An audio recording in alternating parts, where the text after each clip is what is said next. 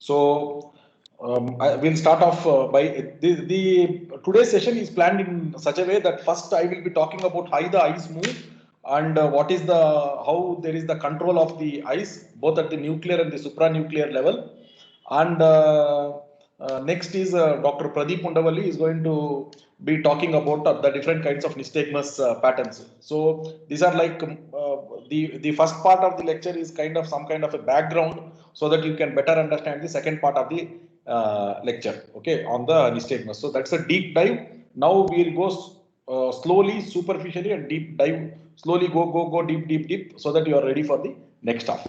So how the eyes move is what I'm going to be talking about.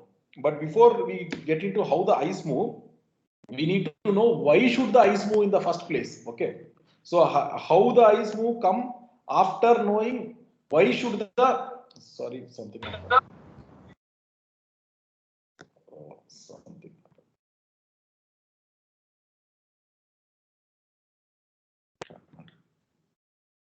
yeah.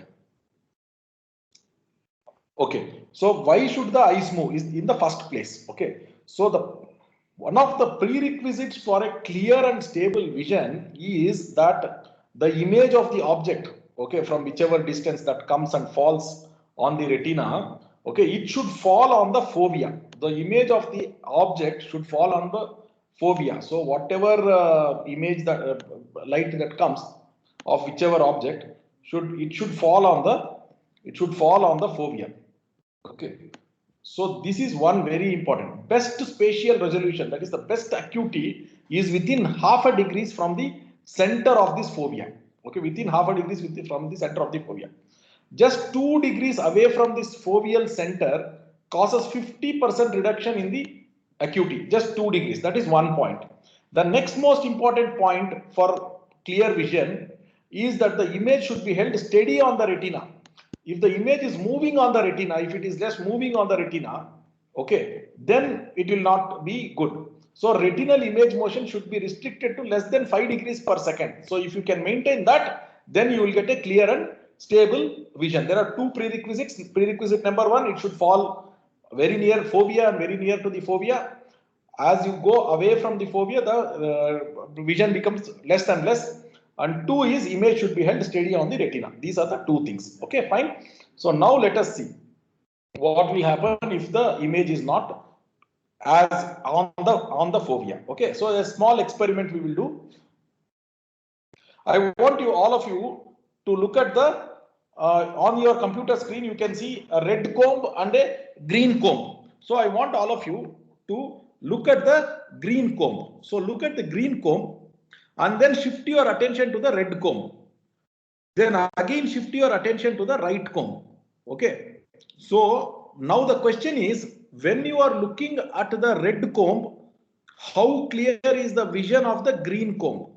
Okay, when you are looking at the red comb, how clear is the vision of the red comb? Is it as clear as the red, or is it less clear than the red? Now when you shift to the green comb, it will become more clear. But when you are looking at the red comb, you could notice that the vision, the clarity of vision, the acuity of vision on the green comb when your eyes were fixed on the red comb was not that good. So when your eyes were fixed here on the red comb, you could make out that the vision of the green comb was not that great. Okay, and when you fixed your eye to the green comb, you can make out that the vision of the red comb is not that great. If you have to look red nicely, then you have to shift your gaze to the red. If you have to see the green correctly, you have to shift your gaze to the right side. So this is what is happening. So why is this happening? This is happening because when you are looking at the red comb, the image of the green comb was not falling on the fovea. It was actually falling a little bit away from the fovea. Okay. So if this is the eyeball or whatever, okay, if this is the fovea, so when the red comb image was falling on the fovea, the green comb image was falling a little bit away from the fovea. So that is what was happening. Okay. So the green one was falling little bit away from the fovea. So because of that, you are not able to see clearly. So this establishes the first presumption that I told, that for a clear vision, for maximum acuity of vision, acuity of vision, the comb, it should fall, the image of the object of interest, object of regard should fall on the fovea. I hope that is clear. Okay, so that is the first thing. Next is, look at this. Okay.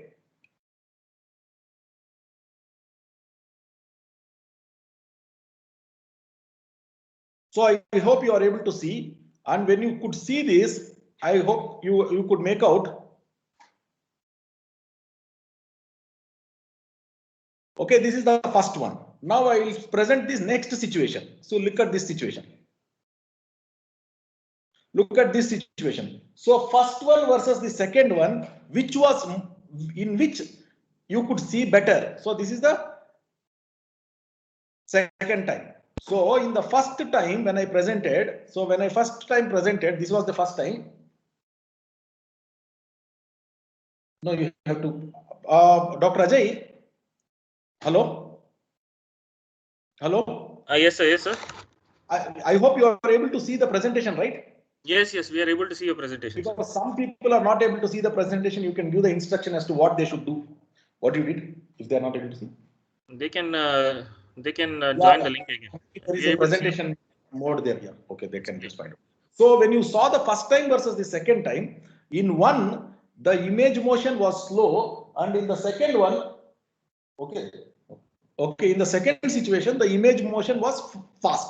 So when the image motion was fast, it looked blurred. So it establishes both facts that we in the beginning made. What was that? The image should be held steady on the retina, and retinal image motion should be less than 5 degrees per second to get a clear picture. And first one was, and one more thing is, best spatial resolution is within 5 degrees from the foveal center.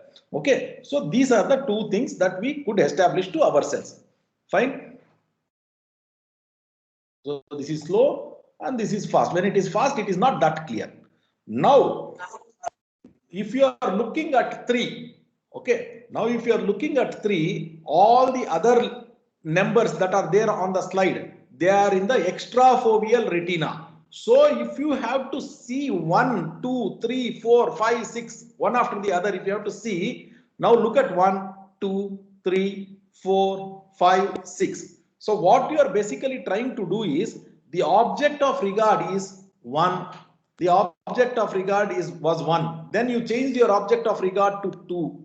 To read, you are moving your eyes. Why are you moving your eyes? Then 4. Then 5. Then 6.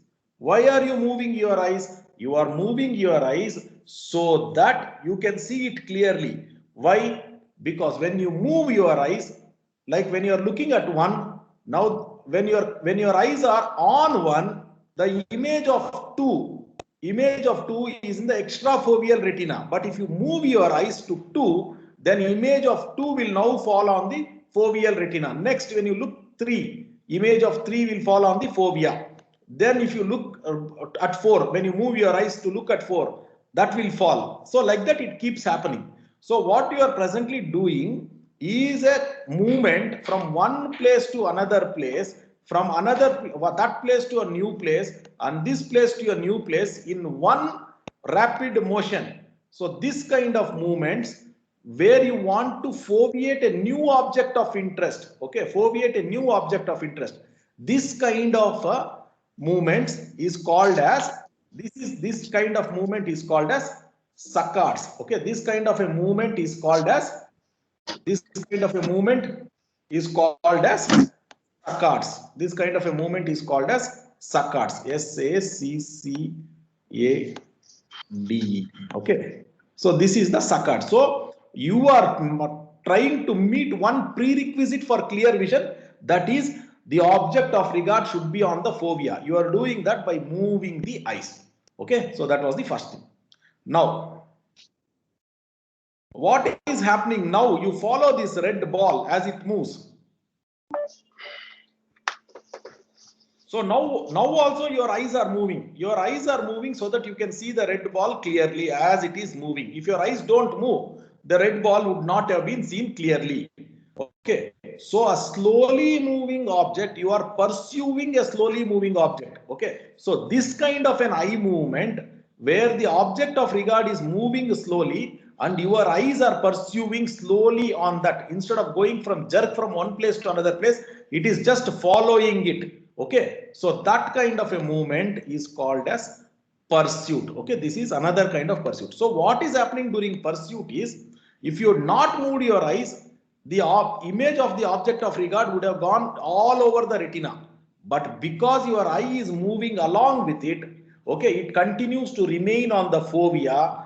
Okay, therefore you are able to, the eye is moving, therefore it is remaining on the fovea, and therefore you are able to see clearly. Okay, so the entire purpose of eye movements is to do two things. One is to make sure that the object of regard is there on the fovea, and two, that the object of regard does not move much or does not move in a high velocity on the retina. Okay, so these are the two prerequisites. Okay, this is the reason why eyes move to meet the prerequisites for clear vision. So why do they move? To meet the prerequisites for clear vision. Then there is one more situation. Look at this. Okay, if you are looking at the distant, if this was a real scene, okay, if you are looking at something that is at a distance, okay, something at a distance, okay, the palm tree top at this, and then if you look at a tree that is closer to you, okay, or if you are looking at something that is there here, and then if you are looking at the palm tree top that is at a distance, what you are doing is you are bringing the eyes to a near object and a far object, near object and a far object. So at this particular point of time, the eyes have to move in opposite directions. Okay, so to move in opposite direction, when you are looking near, like if you are looking at the tip of your nose or something very close, both of your eyes have to come very much closer to the center. Okay, both of your eyes have to come closer to the center like this.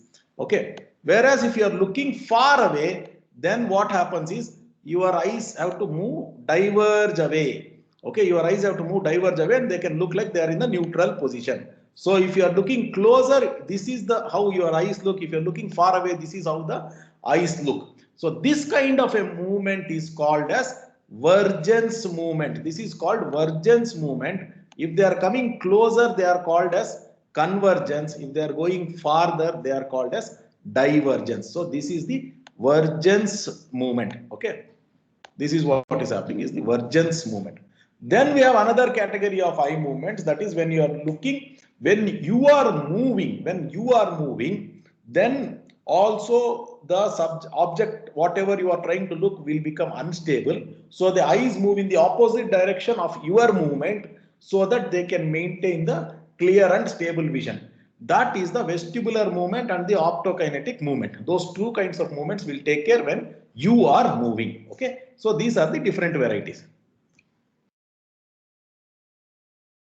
Okay, now when it comes to, now we all know why the eye should move. Okay, why the eye should move in the first place, we know why the eye should move, so that we can maintain foveation of the object of interest, and the retinal image motion is kept to the minimum. So these two things, okay, those two things happen because of the eye movements.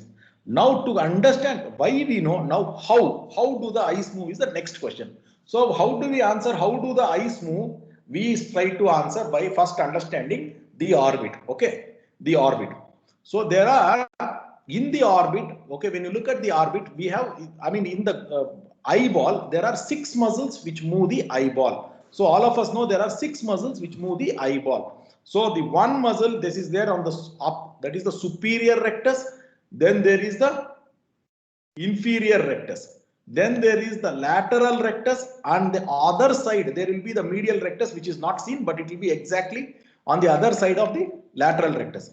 And of course, we have something called the superior oblique muscle, which comes and around the pulley, and it comes like this. And there is this inferior oblique muscle which goes like this. Okay, so these are the muscles. Now first and foremost, in one eyeball, this is very important here, in one eyeball, to move one eyeball, okay, to move one eyeball, either right or left, There are reciprocal pairs, means medial rectus and lateral rectus are a reciprocal pair, means this is the lateral rectus, opposite side medial rectus is a reciprocal pair, which means if the eye has to be moved, if the eye has to be moved in one direction, if this eye has to move like this, if the lateral rectus is contracting, the medial rectus has to relax. If the lateral rectus is contracting, the medial rectus has to relax. Okay, that is how this movement is brought up. That is in the reciprocal fashion. Like that, we need to identify which are the reciprocal muscle pairs. Because when it comes to neural encoding, whichever signal, whichever activity, neural activity sends a excitatory signal to one muscle will also send an inhibitory signal to the reciprocal muscle in its pair. Okay, this is the Sherrington's law of reciprocal innervation. Okay, so it is going to send the inhibition. So this is going to be excited, that is going to be inhibited. So what are these reciprocal muscle pairs we need to understand? The reciprocal muscle pairs are medial rectus and lateral rectus. If one of them is excited, the other one gets inhibited. The superior oblique and inferior oblique are reciprocal muscle pairs. The superior oblique and inferior oblique are reciprocal muscle pairs. The superior rectus and inferior rectus are reciprocal muscle pairs. So this superior rectus and inferior rectus, these are reciprocal pairs. This superior oblique and inferior oblique, these are reciprocal muscle pairs. Okay, so this is how. I'll just come to a little more detail with the next diagram about this and also one more concept. Okay. Now coming to reciprocal muscle pair we saw. Now what we need to know is yoke muscle pairs. Okay. In the reciprocal muscle pair, when I told that there is one very important point that we need to know, and that important point is, I don't know what has happened suddenly. Okay. I told that there is one very important point, and that important point about one eye or one globe, movement of one globe. But when it comes to yoke muscle pairs, we are not talking about one, but we are talking about a similar action in two muscles, okay, in two eyes, in right eye and left eye. So when you talk about two eyes, if the right eye is moving to the right side, left eye also has to move to the right side. So the muscles which bring about this movement in the right eye and the left eye together form one yoke muscle pair. They form one yoke muscle pair. So the muscle that moves the right eye to the right side is right lateral rectus, right lateral rectus, and the muscle that will move the left eye to the right side is going left medial rectus. So it will be the left medial rectus. So right lateral and left medial will become one yoke muscle pair, will become one yoke muscle pair. Okay, like that we will see all the yoke muscle pairs. So right lateral rectus and left medial rectus. This is, I draw here, right lateral rectus and left medial rectus, both of them. So this is the right eye, this is the left eye. Right lateral and left medial, both of them together make the both eyes move to the right side. Right superior oblique and left inferior rectus is a yoke muscle pair. How is that? Yoke muscle pair. Okay. Because of paucity of time, I will not go into the details of muscle action, but I will just give the example. Okay. We can always go and just have a relook at what each muscle's action is. But just see the right superior oblique. Okay. This is the right superior oblique. Okay. So right superior oblique, one of the actions of right superior oblique is to pull the eye in such a way that the eye is intorted like this, which means this is the upper pole of the eye. Okay. This is the lower pole of the eye. Intorsion means upper pole of the eye. If the right side intorsion means upper pole of the right eye moves to the left side. Now, the superior oblique on the left side cannot achieve that. Okay. The superior oblique on the left side cannot achieve that. Okay. Because the superior oblique on the other side would have moved the eye in this direction. So you need some muscle which will move the eye in this direction. Okay, but there are two muscles which can move the eye in that direction. They are the inferior muscles. One is the inferior. Look at the inferior oblique here. If this muscle contracts, if this inferior oblique contracts, then the eye will rotate down part like this, which means down part will go in this direction, up part will go to the left side. Okay, so the right superior oblique will move the upper pole to the left. Left inferior oblique will move the upper pole to the left. Okay, so this is what is going to. I mean, sorry about that. Okay, inferior. That is also inferior oblique is going to do that. But should we still consider the inferior oblique as the yoke muscle pair? No, the inferior muscle cannot be considered as the yoke muscle pair for the right superior oblique. The reason why, though this torsional movement is the same, it is still not called the yoke muscle pair. The reason is the superior oblique muscle, when it contracts, when the superior oblique muscle, when it contracts, the other action of the superior oblique is it pulls the eye downwards. Whereas the inferior oblique, if when it contracts, it pushes the eye upwards. So it is not the same action in both eyes. So the other muscle here, which will also pull the eye downwards, okay, the other muscle which will also call just like this, which will also cause pull it downwards, is the what's happening, boss? Suddenly. So the other muscle which brings about this action is the inferior rectus. The inferior rectus muscle which is there will pull the eye downwards. In addition, what else does the inferior rectus do? Inferior rectus again causes extorsion of this eye. Extorsion means it will turn the eye in this fashion. Turn the eye in this fashion means the upper pole will, what's happening? Okay, turn the eye in this fashion means the upper pole will move to the left side. Okay, the upper pole will move to the left side. I don't know, something is happening.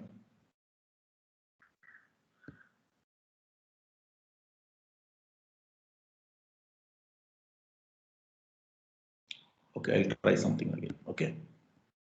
So the superior oblique, what are the two things it will do? The superior oblique of the right side will move the eye in such a way that the upper pole moves to the left. The inferior oblique on the left side will move the eye in such a way, I mean inferior oblique and inferior rectus, both of them will move it in such a way that it goes that way. But the superior oblique will move the eye downwards, right eye downwards. The muscle that will move this one downwards is on that side, both downwards, and this action is the inferior rectus. Okay, inferior rectus. Because of this, the right superior oblique and left inferior rectus are considered as a yoke muscle pair.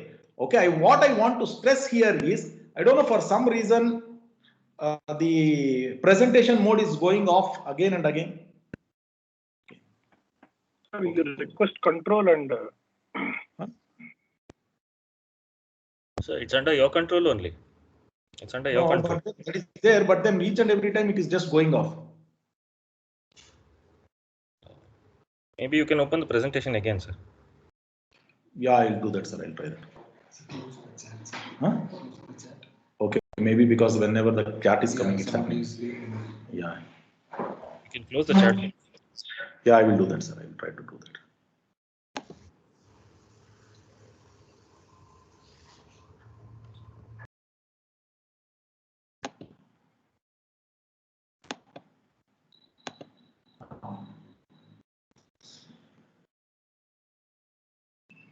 Yeah. Again, something is happening. I think I will represent. I will stop sharing and then I will start.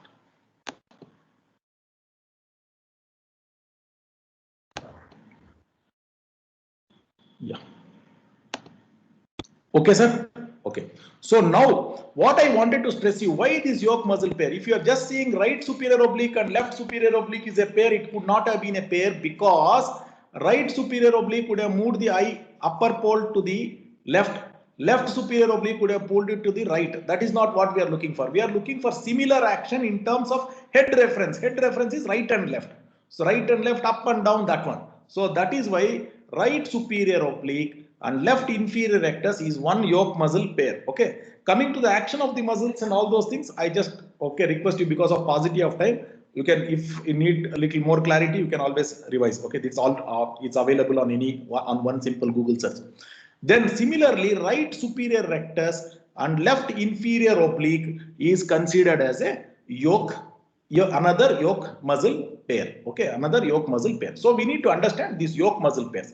Why do we need to understand the yoke muscle pairs? Is knowing yoke muscles pair is important because supranuclear control is based on functions, similar action in both thighs, and not based on individual muscles. So whenever there is an innervation which comes from the supranuclear to the nuclear level means the nuclear level of control of each eye muscle. Okay, so in the ocular motor nucleus, in the trochlear nucleus, in the abducens nucleus, okay, in the each of these there are neurons responsible to supply 1111 muscle. So when that muscle supply is coming, the supranuclear control, nuclear control is for one muscle, like abducens goes to the lateral rectus. Okay, like that. In the superior oblique goes to the the trochlear goes to the superior oblique. Okay, so like that. In the ocular motor there are multiple nuclei, each of them go to one muscle. That is the nuclear level control. But supranuclear control, whether it is vestibular, smooth pursuit, saccadic, any of these things, is not based on individual muscle but based on a function, that is similar action in both eyes. Okay, both eyes right, both eyes left, both eyes, okay, torsional and up to one side, torsional to one side and up, torsional to another side and up and down, like that. Okay, so this is very important. That is why we need to know. So what all we saw till now is, we saw a concept called reciprocal pairs. In reciprocal pairs, when the neural control is coming, if the nerves excite one particular muscle in the pair, from the center, the output that is coming will inhibit its reciprocal muscle in the pair, that is in the one eye. When it comes to yoke muscle pairs, excitation of both muscles in the yoke pair. So if it is going to send an excitation to right lateral rectus, it is also going to send an excitation to the left medial rectus to move the eye to the right side, like that. Right superior oblique, left inferior rectus, like that. Right superior rectus, left inferior oblique, like that. Similarly, you can make a yoke muscle pair with the base as the other eye. Okay, so this is how the yoke muscle pairs work. Okay, now muscle pairing in one eye for pure vertical and torsional movement. This is one more thing that we need to understand. For pure vertical, in one eye for pure vertical.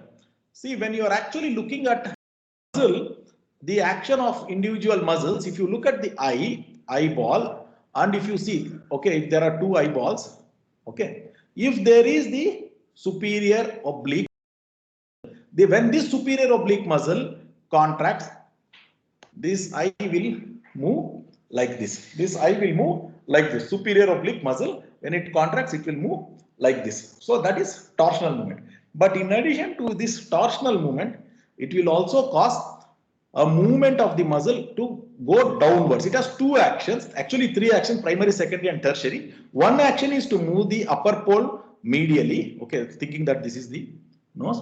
The other action is to push it downwards.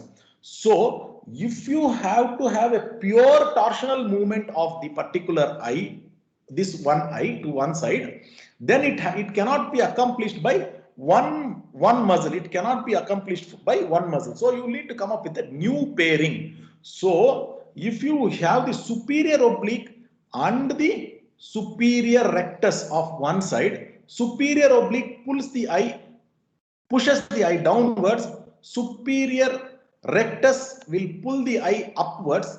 Okay, those two things. So this pushing the eye downwards and pulling the eye upwards by the superior rectus, these are going to cancel against one another. So this is going to be equal. So they are going to cancel. This being pulling down and this pushing up is going to be, so this is going to be leading to a cancellation of this one.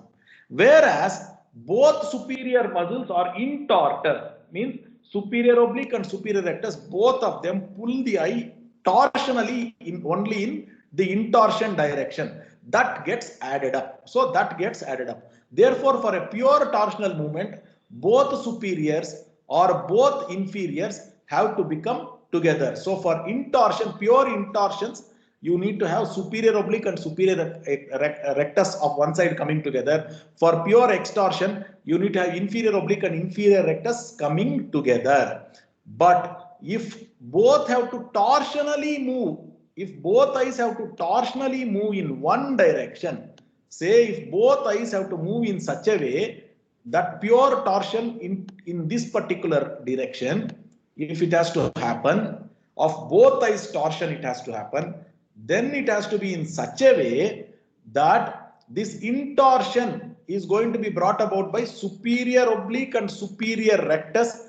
Both will cause intorsion. This one, left side movement, see this upper pole is moving to the left, this upper pole also is moving to the left. This is bringing the intorsion, this is bringing extorsion. For extorsion, you use both inferior oblique and inferior rectus. Whereas the torsional movement of these two things, superior oblique and superior rectus, is in the same direction, their vertical movements cancel out. Superior oblique is trying to push the eye downwards, superior rectus is trying to pull it upwards, they cancel, only the torsional gets added up. So this is the muscle pairing for pure vertical and torsional movements. Okay, this is the other concept that we all need to know. For pure vertical movements, upward movement, superior rectus and inferior oblique. Superior rectus and inferior oblique. Okay, so how does that happen? The superior rectus which is here will pull the eye upwards. Okay, so I'll just draw on both sides. The superior rectus will pull the eye upwards. The inferior oblique muscle, because it comes like this, when it contracts, that eye also, okay, will move upwards. Okay, this is pushing upwards. So both will cause upward pushing. Whereas when it comes to the torsional action, superior muscles, all superior muscles, according to Dr. Pradeep Vundavalli's very nice, easy to remember mnemonics, both superior muscles are intorters. So superior muscle here, superior rectus would have caused an intorsion, and the inferior, both inferior muscles are extorted. This inferior rectus, when it contracts, it would have made the eye move in this direction. So this would cancel against one another, these things, and the upward movement will get added up. This is what is going to happen. Similarly, if you apply the similar principles for downward movement, you can figure out that superior oblique and inferior rectus can cause a pure movement in one particular eye. All these things we will see applications. Okay, fine. Now take a break and we will start seeing how the horizontal eye movement is controlled. When you look at the horizontal eye movement control, only for horizontal eye movement, the gaze to the right side or gaze to the left side has a nuclear center, means it is at the nuclear level. For all other eye movements, for vertical movements, torsional movements, they are always pre-nuclear or supranuclear or whatever you want to call it. Okay, so which means one lateral rectus, the abducens nucleus on one side will cause. Okay, see, this is the left side here, this is the right side here represented. Okay, in this particular diagram. So for leftward eye movements, left abducens nucleus, leftward eye movements, left abducens nucleus is the gaze center, which means from the left abducens nucleus, you are going to get innervation which goes to the left eye, and then from the same left abducens nucleus to the medial rectus, through the medial longitudinal fasciculus, it goes to the ocular motor nucleus, and here medial rectus motor neurons it goes. So the generation of the entire rightward gaze signal here is in one nucleus, that is the abducens nucleus. From the abducens nucleus is generated the eye movement signal to the left side, left abducens nucleus. So for the right side, it would have been the right abducens nucleus. So this is the key thing. First and foremost, horizontal eye movements, it has to go through the lateral rectus. I mean, it has to go through the abducens nucleus, first foremost. Now what we do, we will build on this and try to see different categories of eye movements that we saw in the beginning. We saw different categories of eye movement. Pursuit we saw, vestibular we saw, okay, we saw saccades and all those things. So first and foremost, we'll think about the vestibular movements. So leftward eye movements in response to vestibular signal, leftward eye movements is brought when the head moves to the right. When the head moves horizontally to the right side, when the head moves horizontally to the right side lateral semicircular canal is stimulated. See here, when the right side lateral semicircular canal, let me clear the board. Okay. So when the right side lateral semicircular canal is stimulated, that signal reaches the right side vestibular nucleus, medial vestibular nucleus. It crosses over to the opposite side abducens nucleus because it has to bring about leftward eye movements. Rightward head movement should produce leftward eye movements to stabilize the gaze. So this crosses over to the opposite side because the opposite side, the left abducens nucleus is the gaze center for leftward eye movements, and this one is going to produce leftward eye movements of both left eye and right eye, as we saw before, by this one going to the lateral rectus and this one crossing over and going in the medial longitudinal fasciculus to the ocular motor nerve, nucleus. There the medial rectus motor neurons, and then from there supplying the medial rectus. So this is how the vestibular signal reaches the thing. Now let us see about how does a saccadic signal, reach. So the saccade signal reaches by burst generators, okay, or the burst neurons that are situated in the parapontine reticular formation. So parapontine reticular formation on the same side, okay, I will just clear this.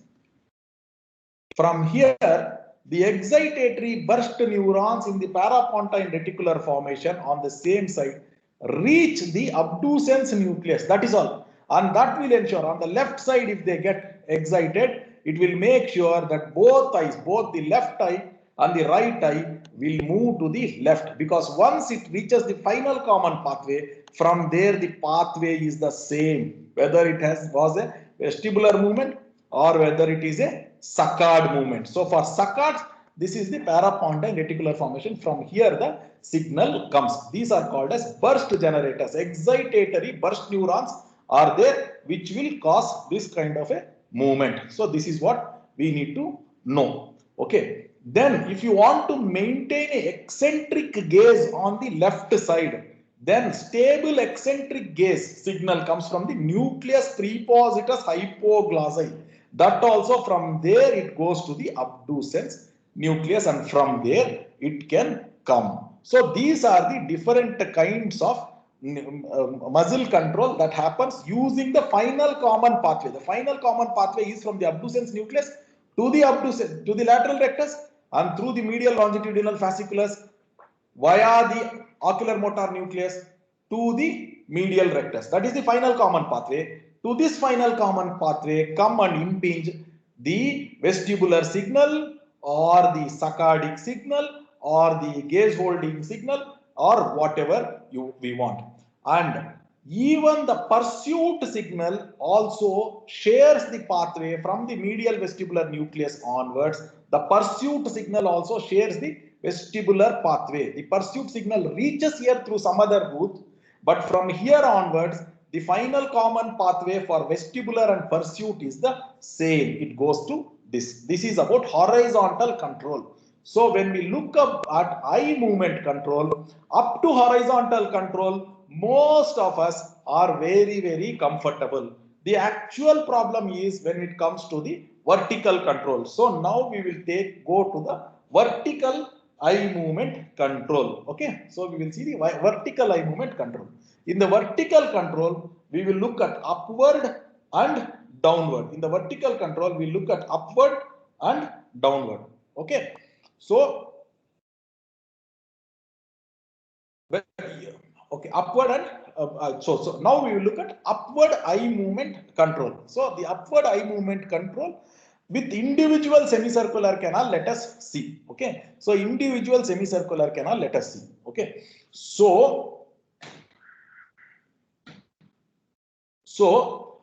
if at all it is which is the semicircular canal which will bring about eye movement upwards, the semicircular canal that brings about an upward eye movement is which one? The superior canals. So if you have to have a mnemonic, the lateral canals push the eye to the opposite side. The vertical canals pulls them towards themselves. So the superior canal pulls the eye superiorly. The inferior canals pulls the eye in, or the posterior canals pull the eye downwards. Okay. So the posterior canals pull the eye downwards. The superior canals pull the eye upwards. So this is what is going to happen. So now if you look at, okay, the muscle control. So here comes the first application of yoke muscle pairs. The first application of yoke muscle pair, when I said we have to know the yoke muscle pairs because pre-nuclear control or supranuclear control is based on function. It is based on function. So it is not on individual muscles. So when you look at the, say for example, one anterior semicircular canal, okay, like one anterior semicircular canal, it will supply the superior rectus and the inferior oblique. Okay, so when you see this anterior semicircular canal of one side, say, okay, it is coming on the right side or whatever, now it will cross over. When it comes to semicircular canal innervation of extraocular muscles, excitatory pathways always cross over. So it has crossed over, and it has crossed over, and just see where it is supplying. It is supplying two muscles. One, it is supplying the superior rectus, and another it is supplying the inferior oblique motor neurons on the same side. On the same side. Here we need to understand and remember one more mnemonic that is given by Dr. Pradeep. That is, the superior muscles innervation is crossed. Okay, superior muscles innervation to the orbit, to the eye is crossed. Means superior rectus on this side will supply the superior rectus of the opposite side eyeball. Okay, and this one will go to the same side. So which means this one semicircular canal, it will cross over and it will impinge on only one nucleus. But actually the end result is, because the superior muscles always do crossover to supply, the superior rectus muscle on one side and inferior oblique on the other side are going to be supplied. So the inferior oblique is going to cause what? Inferior oblique is going to push the eye upwards. The oblique pushes the eye upwards. Superior rectus also pushes the eye upwards. Both of them. This is what is going to happen. Okay. This is going to cause an intorsion of this particular eye. This is going to cause an extorsion of this particular eye, which means both upper poles move in one direction. That is here, right, whatever, leftward, if this is the left. Okay, or one direction, or left or right, according to however you want to think. But both of them move in one direction, depending on how you are labeled here, whether this is labeled left and right or whatever. So that is how they move. So this is the vestibular control of the vertical muscles. This is the vestibular control of the vertical muscles. Okay. Now let us see some other muscles, some other control. Like how about saccadic control? Saccadic signal in the horizontal came from where? In the horizontal, the saccadic control came from the excitatory burst neurons that are situated in the parapontine reticular formation in the horizontal. Whereas when it comes to vertical, these excitatory burst neurons are situated in the rostral interstitial nucleus of the medial longitudinal fasciculus. It is a mesencephalic reticular formation structure, which means it is a midbrain structure. Horizontal, it is a pontine structure. This is a midbrain structure. It's okay. Okay. So this is a midbrain structure. So because this is a midbrain structure, from there it comes. So this is where the saccadic the pulses are generated. The burst neurons get fired from that particular place. So from here, how do they go? They come down, and on both sides, each RIMLF for upward eye movement supplies bilaterally. Here it supplies to inferior oblique and superior rectus. It goes to the other side, inferior oblique and superior rectus. Okay, inferior oblique and superior rectus. This one side will go to both eyes. Inferior oblique will go to the same side eye, and this will go to the opposite side eye. On the other side also, this will come to the opposite side eye. This will go to the same side eye. In the beginning, we saw about cancellation of the torsional component.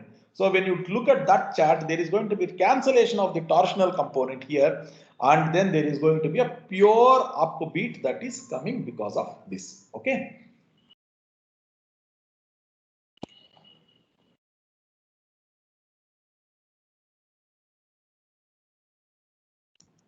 Now coming to downward eye movement control. When it comes to downward eye movement control, again, which is the semicircular canal which is going to bring about the downward eye movement? It is the posterior canal. So we have to remember anterior or superior canal pulls the eye up, posterior canal pulls the eye downwards. So when you look at this particular eighth cranial nerve, the posterior canal innervation, we know that when you are drawing the pathways, always excitatory pathways cross over to the opposite side, and then it goes downward, pull downwards. Which are the two muscles which will pull the eye downwards? One is the superior oblique. When it contracts, it will pull the eye downwards.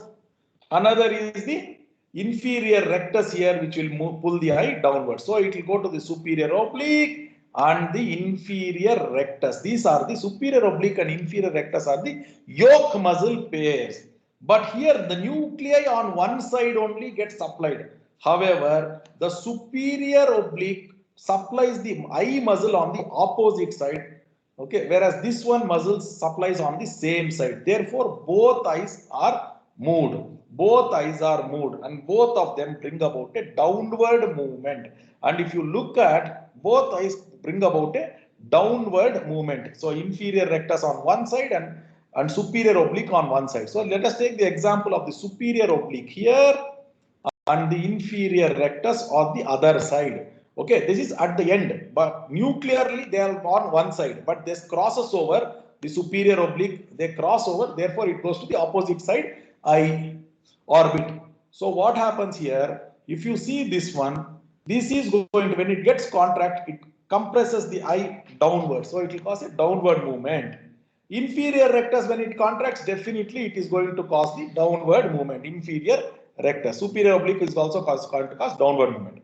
See the torsional movement. This is an intortor, means it will pull the eye like this. Means the upper pole here is going to move to this side, that is the left side, whatever, in this particular person. Now, the inferior rectus is an extortor. Extorter. All both inferior muscles are extorters, both superior muscles are intorters. So this inferior muscle is an extorter, which means it will push the eye like this, which means both muscles cause torsional movement of the eye to one side. That is why it is a yoke muscle pair. It is a yoke muscle pair. So this is what is going to happen. Okay, this is how the vestibular control of one semicircular canal is going to control the eyes. Now, when let us look at what happens to the this control when it comes to saccadic control. Saccadic control, as we said, the burst neurons for vertical saccades are situated in the midbrain reticular formation, mesencephalic reticular formation, that is the rostral interstitial nucleus of the medial longitudinal fasciculus, which is in close proximity to the interstitial nucleus of Cajal. Okay, so from there what happens, the innervation comes down and then it supplies the inferior rectus and superior oblique on one side. Okay, it supplies a yoke muscle pair. Yoke muscle pair means both eyeballs. Inferior rectus on the same eyeball. This has a crossed supply, therefore it goes to the opposite side, superior oblique. Inferior rectus on one side, superior oblique on the other side. Similar action. However, if only one side RIMLF is going to activate this, the inferior movement is going to be associated with a torsional blip, because this will cause torsional blip of both eyes to one particular side. So if the torsion has to be cancelled, then both sides RIMLF has to fire. only then that is able to, that will be possible. So if that is not happening, then you can be sure that it can probably, the lesion is somewhere in the crossing pathways wherever. So one side is not getting excited, only one side is generating the burst neurons. So that is how the neuroanatomical correlation can be done. Okay, this is for the saccades.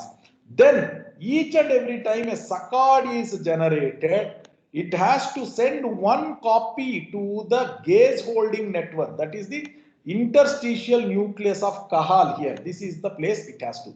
Then the gaze holding network again sends efferents to the same place, so that once the eye goes down into that place in the orbit, once it has reached down, it has to stay down. So the gaze holding signal comes from this place, the INC. So this is where. So how far it has gone, how much energy is needed to hold it down, that information. See, I am going to push this by this amount.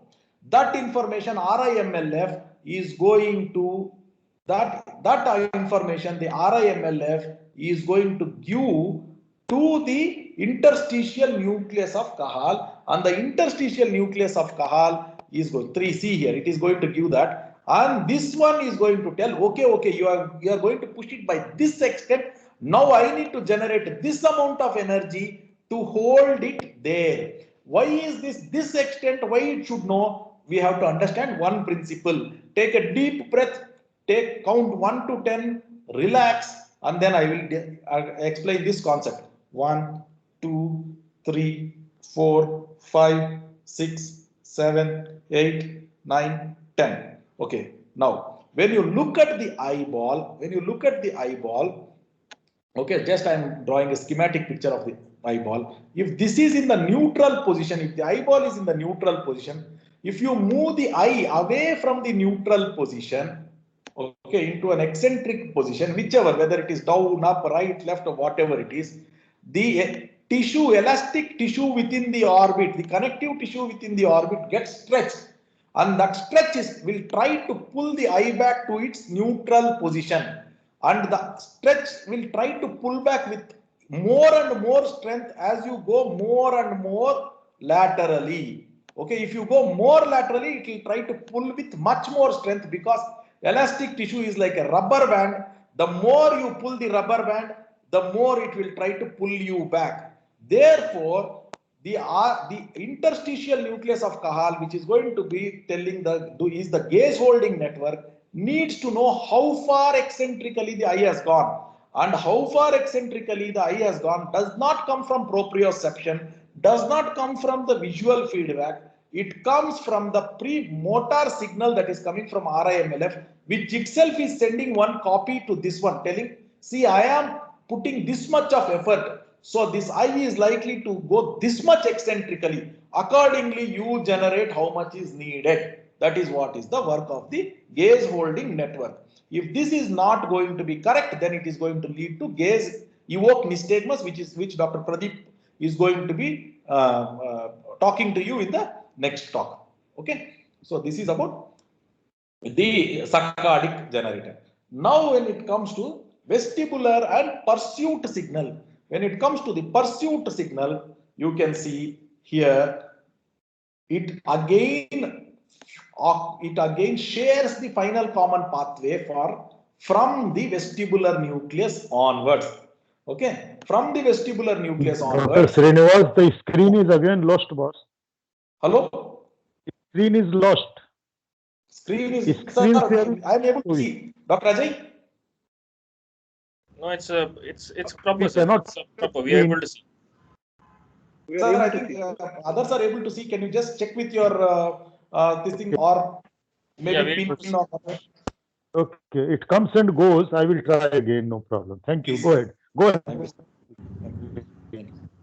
Okay, so this is how the pursuit and vestibular pathways share the final common pathway from the vestibular nucleus onwards, except for one particular pursuit movement where it does not share the final common pathway from the vestibular nucleus, and that is for upward pursuit. When you look at the upward pursuit, is the only place where the final pathway for pursuit and the final pathway for vestibular signal is different, where here it comes through a group of small group of neurons called as Y group. Okay, it is the Y group through which the pursuit signal only for upward goes. For rest of the things they are same through the vestibular nuclei. Okay, they share the final common pathway through the vestibular nuclei. So what we saw here till now, we saw individual muscle actions. We saw in one eye reciprocal muscle pairs. Okay, this also means reciprocal muscle pairs means, okay, to keep this less complicated, only excitatory pathways have been shown. The same kind of signals, the same vestibular signal which produces excitatory to these two muscles would send inhibitory signals to the reciprocal muscles. Like for example here, superior rectus and inferior oblique. The reciprocal muscle pair of superior rectus is inferior rectus. So it would have sent an inhibitory signal to the inferior rectus, and it would have also sent an inhibitory signal to the superior oblique. The same one which sends the excitatory signals to these two things. So this is what is going to happen. So that is about the reciprocal muscle pairs and also about the yoke muscle pairs. Okay. So if you know yoke muscle pairs, everything is easy, because if you know, the moment you know yoke muscle pairs, you know that which are the two muscles you are supposed to draw this diagram to. Okay, you know it is upward eye movement. If you choose superior rectus, the yoke muscle pair of the superior rectus is the inferior oblique. That's all. So it is so easy. Otherwise, these diagrams look daunting. Whereas if you know the yoke muscle pairs, you know if you're connected to the superior upward, you choose the superior rectus. So you do the inferior oblique to the inferior oblique muscle. On the nucleus, it is on the same side, but when it comes to the eyes, it is the opposite side, because the superior muscles go to the opposite side to reach the eye. Okay. Now I will give a little bit of overall perspective of different kinds of eye movement and how the control happens. In fact, you can say that the eye movement control begins at two levels. One is in the vestibule, that is in the inner ear for VOR, and for most other movements, the actual movement, the signaling starts at another peripheral end organ. So one category of eye movement start in a peripheral end organ, that is the vestibule, that is the inner ear for VOR kind of movements. Another type of eye movements, the signaling starts in the retina, another sensory end organ. So from the retina. So all of us know how the retina, from the retina there is an optic nerve, then there is an optic chiasma, then there is an optic pathway. We have been very nicely taught about optic pathway from here to the optic radiation to the occipital cortex during our undergraduation days. But what probably we might have been told, but not emphatically told, is that there are two pathways. Okay, look at this particular diagram here. Okay, there is one pathway that goes via the optic radiation to the occipital pole. There is another pathway which goes, okay, which goes into the brainstem through this to the superior colliculus area. These things are important as we go to the next diagrams. Okay. So what happens when it has reached this pathway, when it has reached the occipital cortex, that is the primary, the striate cortex or the primary visual cortex, when it comes there, what would happen to that? From there, it takes two routes, one to the parietal lobe. Okay, when it has seen probably a new stimulus, when you are looking at 1 and 2, when you look at 1, suddenly 2 appears. Then when the 2 appears on the retina, it goes to the primary visual cortex. From there, it again takes two pathways. One pathway will tell where this 2 is located, in the retina, peripheral retina, and thus where it is situated in the world. And one more pathway goes to the temporal lobe, and it will tell what it is, where it is and what it is, where it is situated, the GPS location, what it is, that it is a number 2. So like that, okay, it is a numeral 2 that it has to be told. That is told here. Okay, this is how this happens. Okay, so this is the way things are processed. Now from there, once that is processed, Okay, so that is what is written here in a different way. Okay, one pathway goes to the what pathway, another is the where pathway, parietal and frontal. Okay, fine. So for that is once it has decided what it is, where it is, then from the parietal cortex itself a signal can reach to the superior colliculus. From the superior colliculus. So till now what we saw for a horizontal saccade to be generated, we told that in the parapontine reticular formation there is something called a burst neuron which will get excited, and that burst neuron is going to send to the abducens nucleus, and from there we know. Now we didn't know where the signal to this PPRF comes from. The signal to the PPRF comes from the superior colliculus. Where does the signal to the superior colliculus come from? It comes from here, parietal. Where does this come from? This comes from the previous diagram where we drew from this primary visual cortex, the what and where pathways. Okay, this is one way. However, the frontal lobe exerts a decision-making control where if the frontal lobe does not want one person to look at, like if you are looking at this screen and suddenly something appears on your peripheral vision, but you are concentrating on the lecture, you don't want to look at that. So the frontal lobe can tell, no, don't look at that. Okay, and then suppress this signal and it will not reach there. Okay, so that signaling, that control it can excite and it can suppress saccades or it can generate saccades. The other thing that the frontal eye field can do is that not this movement was based on from the parietal cortex, whatever movement was based on a signal reaching here from the retina. So the retina, from there a new novel signal had to come, novel stimulus had to come, that had to excite, and from there this had to come. Whereas when it comes to the frontal, it can make voluntary saccades on your own will without anything new appearing on the visual field. You can look right, you can look left, you can look up, down, whatever new thing, that de novo completely voluntary saccades can also be generated from this particular area, which will reach the superior colliculus, and from there to the RIMLF, and for the vertical things, and to the parapontine reticular formation for the horizontal thing. So I think now things are very, very clear. We started drawing from where?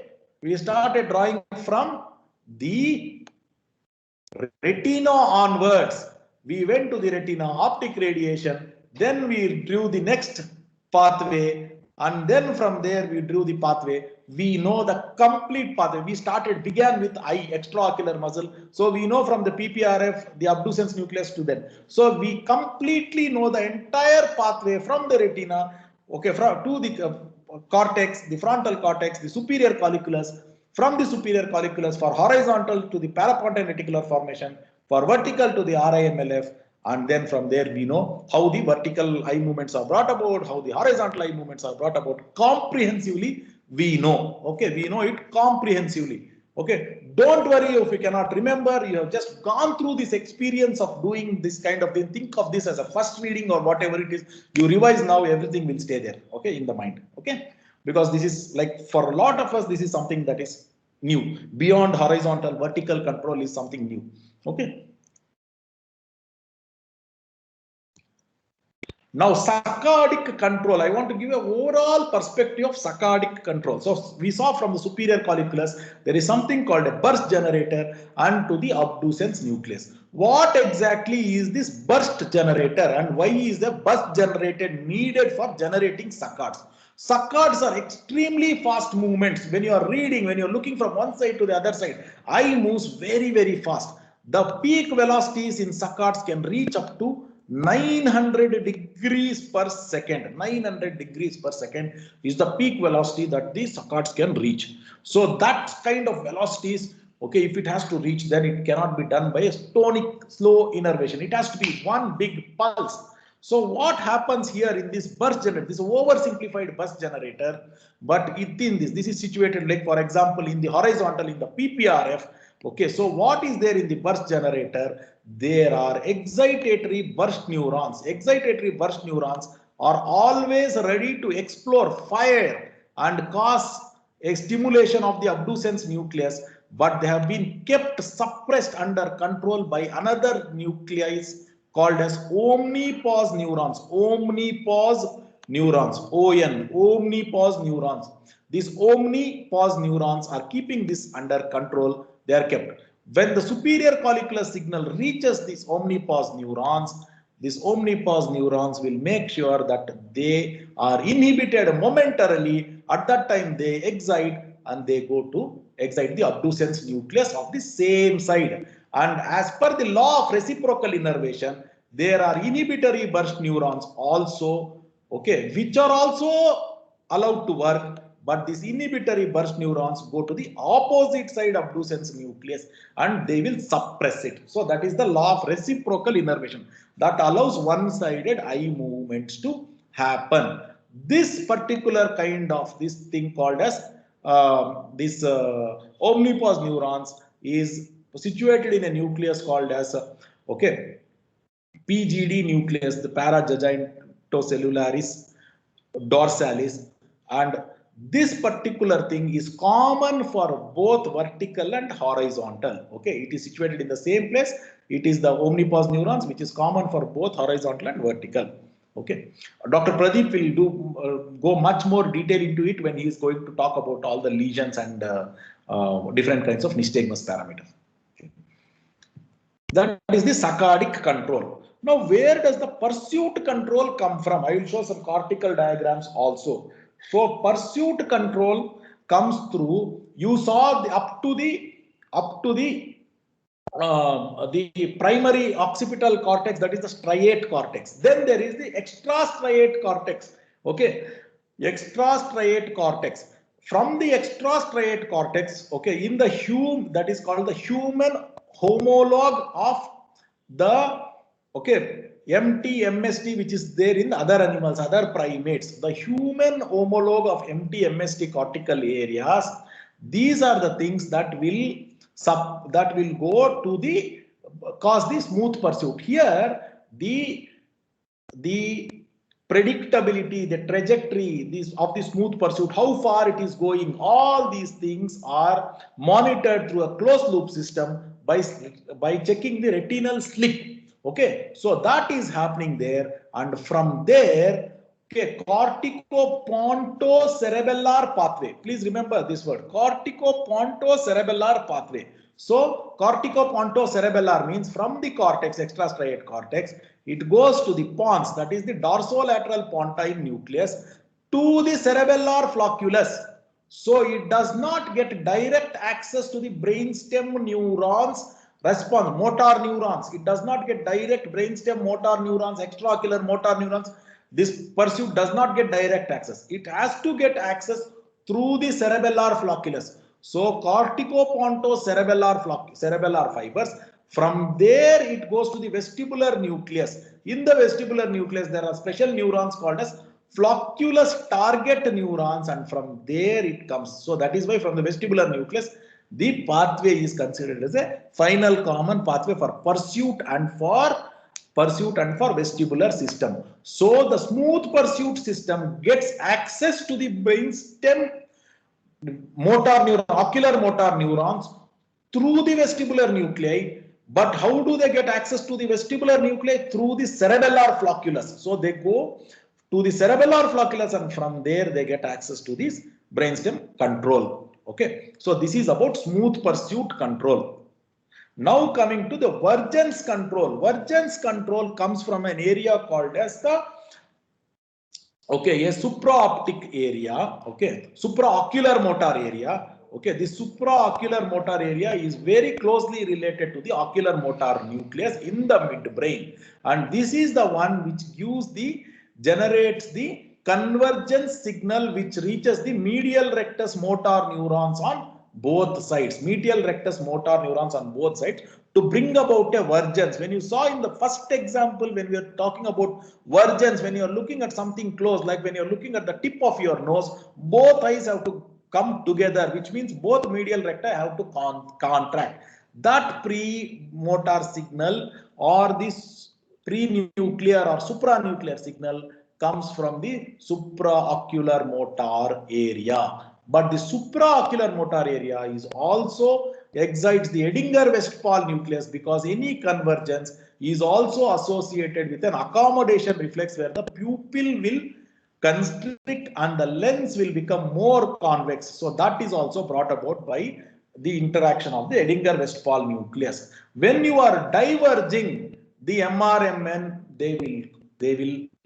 the medial rotus motor nucleus will relax. In addition, there are some additional pathways through which this supraocular motor area gets access to the lateral rectus motor neurons. They are just now being defined, like which exactly is the pathway. They are now being defined, which exactly is the pathway. Now the supraocular motor for voluntary vergence, the cortex, that is the frontal eye field, gets access to these things through the pontine nucleus called as NRTP, nucleus reticularis tegmenti pontis, nucleus reticularis tegmenti pontis, and from there to the cerebellar cortex, deep nuclei of the cerebellum, and then to this. So the access to the voluntary convergence center, the access to convergence is actually a long pathway which goes to the pontine nuclei, cerebellar cortex, deep nuclei, and then gets access to the supraocular motor area. So these are the different pathways. This is the vestibulo-ocular reflex. So the rightward movement is going to, head movement is going to cause leftward eye movement. Something urgent. So this is the vestibulo-ocular. So this one we have dealt in enough detail. So if the head moves to the right side horizontal semicircular canal is going to get stimulated. The right side horizontal canal gets stimulated. Right vestibular nucleus is going to get stimulated. That is going to the opposite side. That is going to go to the opposite side abducens nucleus. From the abducens nucleus, it is going to go to the lateral rectus and also come back, cross over and come to the same side medial rectus. Okay, this is the vestibulo-ocular, horizontal vestibulo-ocular reflex pathway. Okay, so these are just to make sure that when Dr. Pradeep starts talking to you, okay, so that you have a map about what exactly, how these are. We spoke about so many things. It is always better to see all of these things in a brain section. So that is why I am showing here. So we have the medial longitudinal fasciculus here. We have the interstitial nucleus of medial longitudinal fasciculus here. Okay. Then we have the ocular motor nerve here marked. This is the ocular motor nucleus area, trochlear nucleus area, of course, all these things, so that you have some idea. I will show you a little more pictures so that this is more, you can understand when sir is talking. Okay, so this is another perspective of the same thing. See, I was talking about so many different structures. So this is what it is. This is the RIMLF. This is the interstitial nucleus of Cajal. Then this is the third nerve nucleus, the ocular motor. Okay, this is the fourth nerve nucleus, and then the sixth nerve nucleus, and all these things. And then, of course, we have this thing. And of course, this is the parapontine reticular, paramedian pontine reticular formation. And then, of course, the mesencephalic reticular formation, this full thing. So many of these nuclei are actually within the mesencephalic reticular formation. Okay. Then we have the posterior commissure, okay, posterior commissure, then superior colliculus, inferior colliculus. Today, most of the next discussion is going to be on nystagmus. So all these areas may not come, but if it is all eye movements, then all these areas will be coming. Okay, so this is another diagram showing how this the cortical representation of vestibular signals. Okay, this is the area V5. This is the MT area. Okay, of the lower animals, the primates, other primates, in which experiments are done. But in the human homologue, it is the V5 area, that is the extra striator cortex, from where the smooth pursuit signals can get generated. Okay, from there it gets generated, and you know from here how it gets access to the smooth pursuit. It goes, this is the cortico-ponto-cerebellar. So from the cortex it goes to the dorsolateral pontine nucleus downwards. From there it goes to the cerebellar flocculus.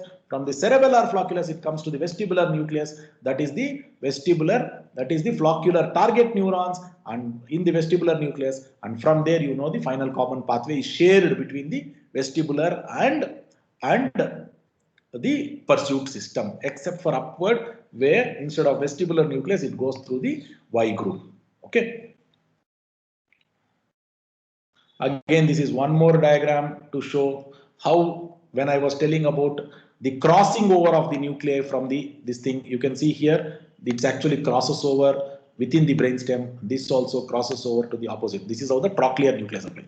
That is why superior muscles, we saw one of the superior muscles, right side nucleus supplies the left eye, left side nucleus supplies the right eye.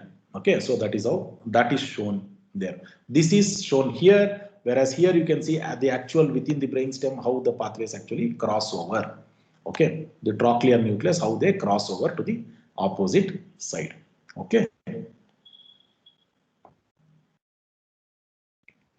Then that's it. So with that, this was a comprehensive overview of the complete eye movement control, both horizontal, vertical, all categories of movement. Okay, in one place. Okay, this comes from Z, the neurology of eye movement, David Z and Lee. Okay, and then the vestibular system, a sixth sense from Goldberg, and then there is another neuroanatomy textbook from where some of these pictures are taken. So thank you all, thank you so much. And now I invite Dr. Pradeep Vundavalli to take over and do his presentation on the various nystagmus patterns. Thank you, sir. So thank you, Ajay, sir. Anything to say? No, sir. Before? Very comprehensive presentation. I think it's laid the foundation for your talk. Yes, sir. Yes, sir. Definitely. Yeah, good evening, everyone.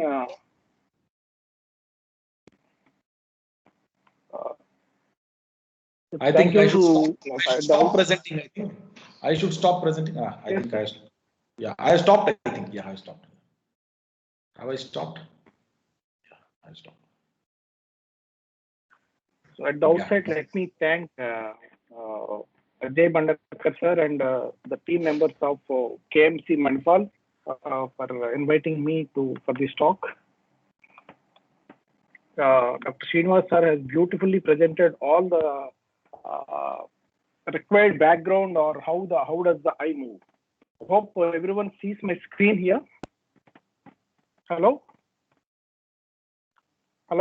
Sir, we can see. We can see. We can see, sir. We can see.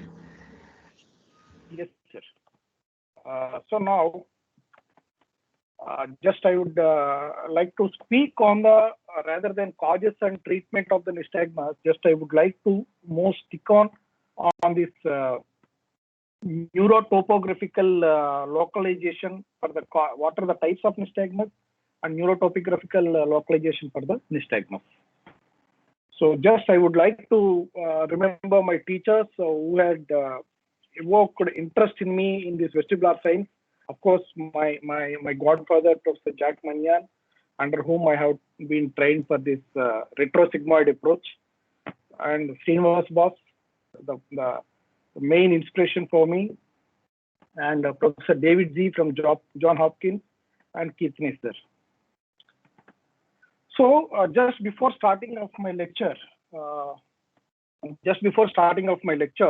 just I would like to summarize what Srinivas boss has told in 3 or 4 points in a very easy way to remember the thing. First thing, whenever you have all the you know all the muscles of the eye, like one will be the superior rectus, the inferior rectus, the superior oblique, inferior oblique, the medial rectus and lateral rectus. And I'm going to tell you 4 principles. Just remember these things. This is the gist of the thing what Srinivas sir has already told. So one will be One will be, the first one is the lateral canals. The lateral canals will try to push the eye. The lateral canal will try to push the eye. The vertical canals, the superior canal and the inferior canal will try to pull the eye. This is the first concept. The second one is the superior group of muscles in the yoke pair. The superior group of muscles will receive innervation from the ipsilateral canal. Suppose if right-sided superior canal is stimulated, the right superior rectus will be stimulated. Hope you understood the point. The superior group of muscles will get stimulated by the ipsilateral canal stimulation. So that means the right superior semicircular canal stimulation will cause the stimulation of the right superior rectus and left inferior oblique. Hello? Hello, sir? Sir, am I audible? Yeah, audible, sir. You're audible. You can continue. Yes, sir. Yes. So that is the second point. And the third point is the superior group of muscles will get their innervation from the contralateral side of the brain of the corresponding nucleus. That means the superior oblique on right side will be getting the innervation from the left-sided superior oblique nucleus. So that means the superior muscles will be getting innervation from the opposite-sided nucleus in the brainstem. This is the third important point to be remembered. And the fourth and the final point, just before going to my talk per se, will be all the superior group of muscles are intorters and inferior group of muscles are extorters. So these are the four golden points to be remembered just to master the art of oculomotor control. So coming on to my talk per se, I'm going to tell about the nystagmus. So first thing is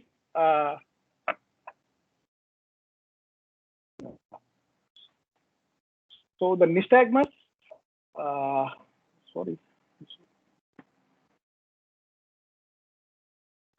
So the definition is to and fro movement of the eyeball, starting with a slow phase.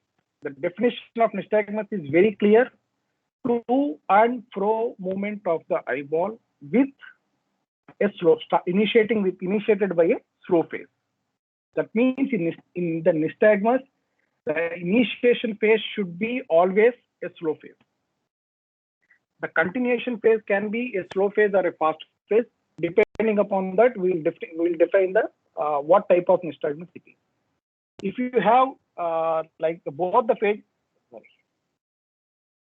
if both the phases are if both the phases are slow phases, then you will call it as the pendular nystagmus. If both the phases are like the slow phases, it will be called as a pendular nystagmus. So if one phase is a slow phase, the second phase is a fast saccadic phase, then that is called as the jerk nystagmus.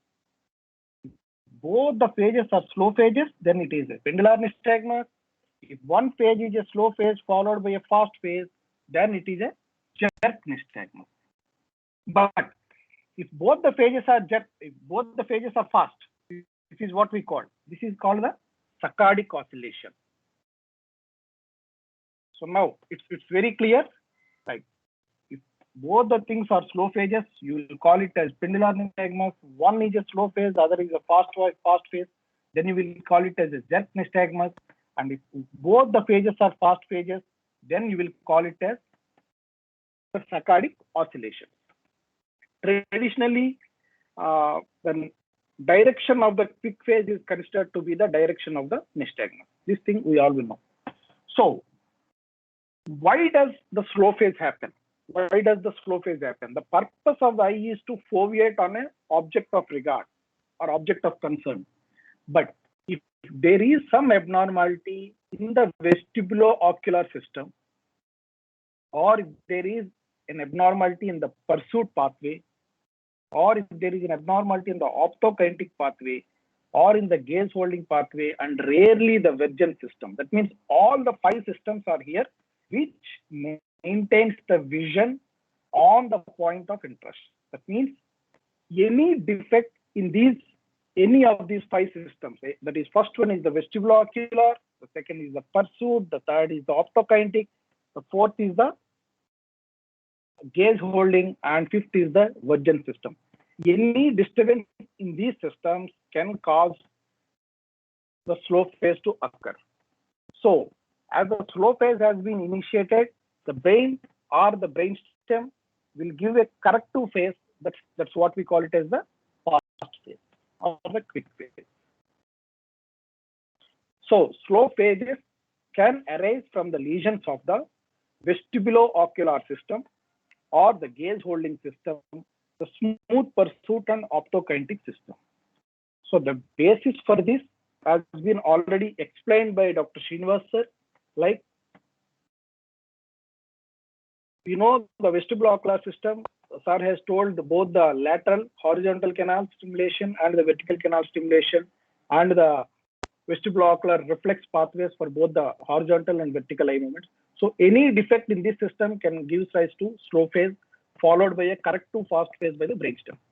Second is the gaze holding mechanism.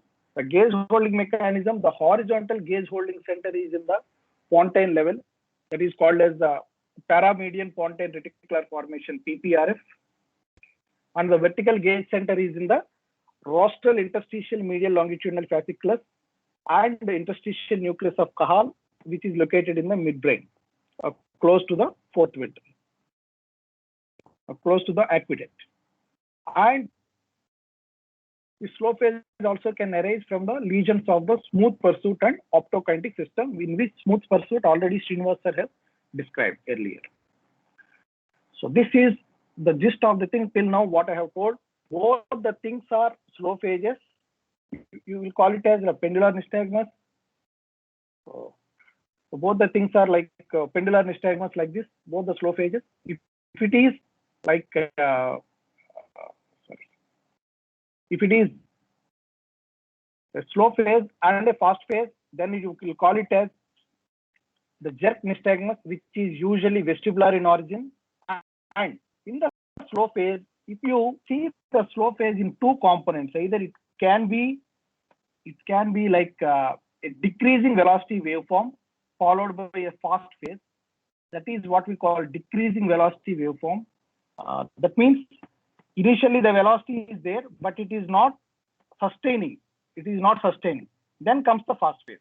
The velocity is there, but it is not sustaining. Then comes the fast phase. That is called as the decreasing velocity waveform, which you will see in the gaze evoked nystagmus.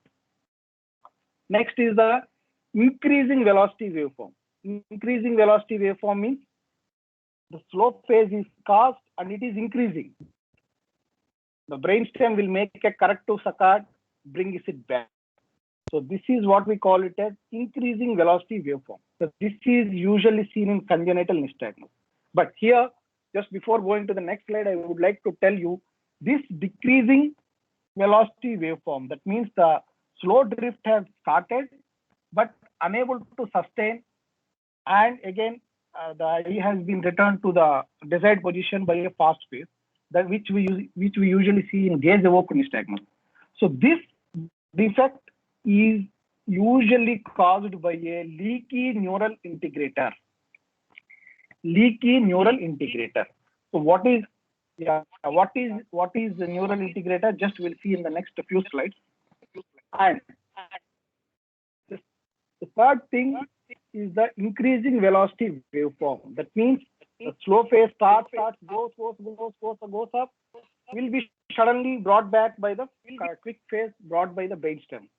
This is brought about by the unstable neural integrator. Unstable, or you can simply say it as, to remember easily, you can call it as irritable neural integrator. Just if you touch it, just it starts irritating, so that it gives a increasing velocity wave pattern. But whereas the decreasing velocity wave pattern, it is a leaky neural integrator. That means so much of signal has to be given. Initially, it is giving 100, 100, 100, 90, 80, 70, 60, like that. It is coming down. But again, that is being brought back by the brainstem correct to Saccade.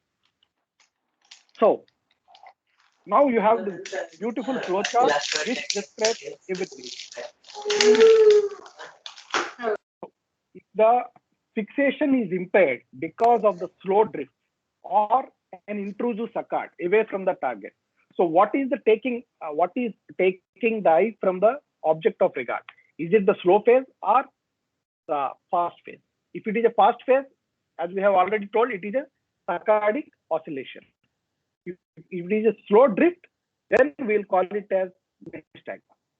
If in the slow drift is the culprit, first you define, are the two phases are having only slow drifts, or the first phase is having a slow drift and the second phase is having a fast drift or a quick phase, then you will call it as a jerk nystagmus. If it is jerk nystagmus, then you see whether it is unidirectional, whether it is unidirectional, then, or whether it is vestibular in origin with a constant velocity. If it is unidirectional and changes direction with the viewing eye with decreasing velocity component. Decreasing velocity component is the problem of the leaky neural integrator. So then comes the constant velocity, that is the jerk nystagmus with constant velocity. You can have the peripheral and central causes. Sorry, this arrow mark is supposed to be somewhere here. It was like wrong side, sorry. So the vestibular nystagmus can be either a peripheral vestibular nystagmus or a central vestibular nystagmus. So a peripheral vestibular nystagmus always obeys the Alexander's law. Always obeys the Alexander's law. Then next thing what you need to see is whether the jerk nystagmus is changing direction on gaze, depending upon the gaze. If it is congenital nystagmus, so you have two types of nystagmus which changes direction on gaze. One will be the acquired sort of thing, the other is the congenital thing. The congenital thing, the velocity will be increasing velocity. You have seen earlier, the velocity will be increasing pattern because of the unstable neural integrator or irritable neural integrator. Coming on to the acquired thing, the velocity will be decreasing. The velocity will be decreasing, and here it will be increasing. In congenital nystagmus, the velocity will be increasing wave pattern, and in the acquired thing, the velocity will be decreasing because of the neural integrator. Okay. And if both the phases are slow phases, you will call it as pendular nystagmus. And in pendular nystagmus, you have congenital and vestibular nystagmus. So just before going to each nystagmus per se, I would like to give you the insight of all the important brainstem structure for the oculomotor control.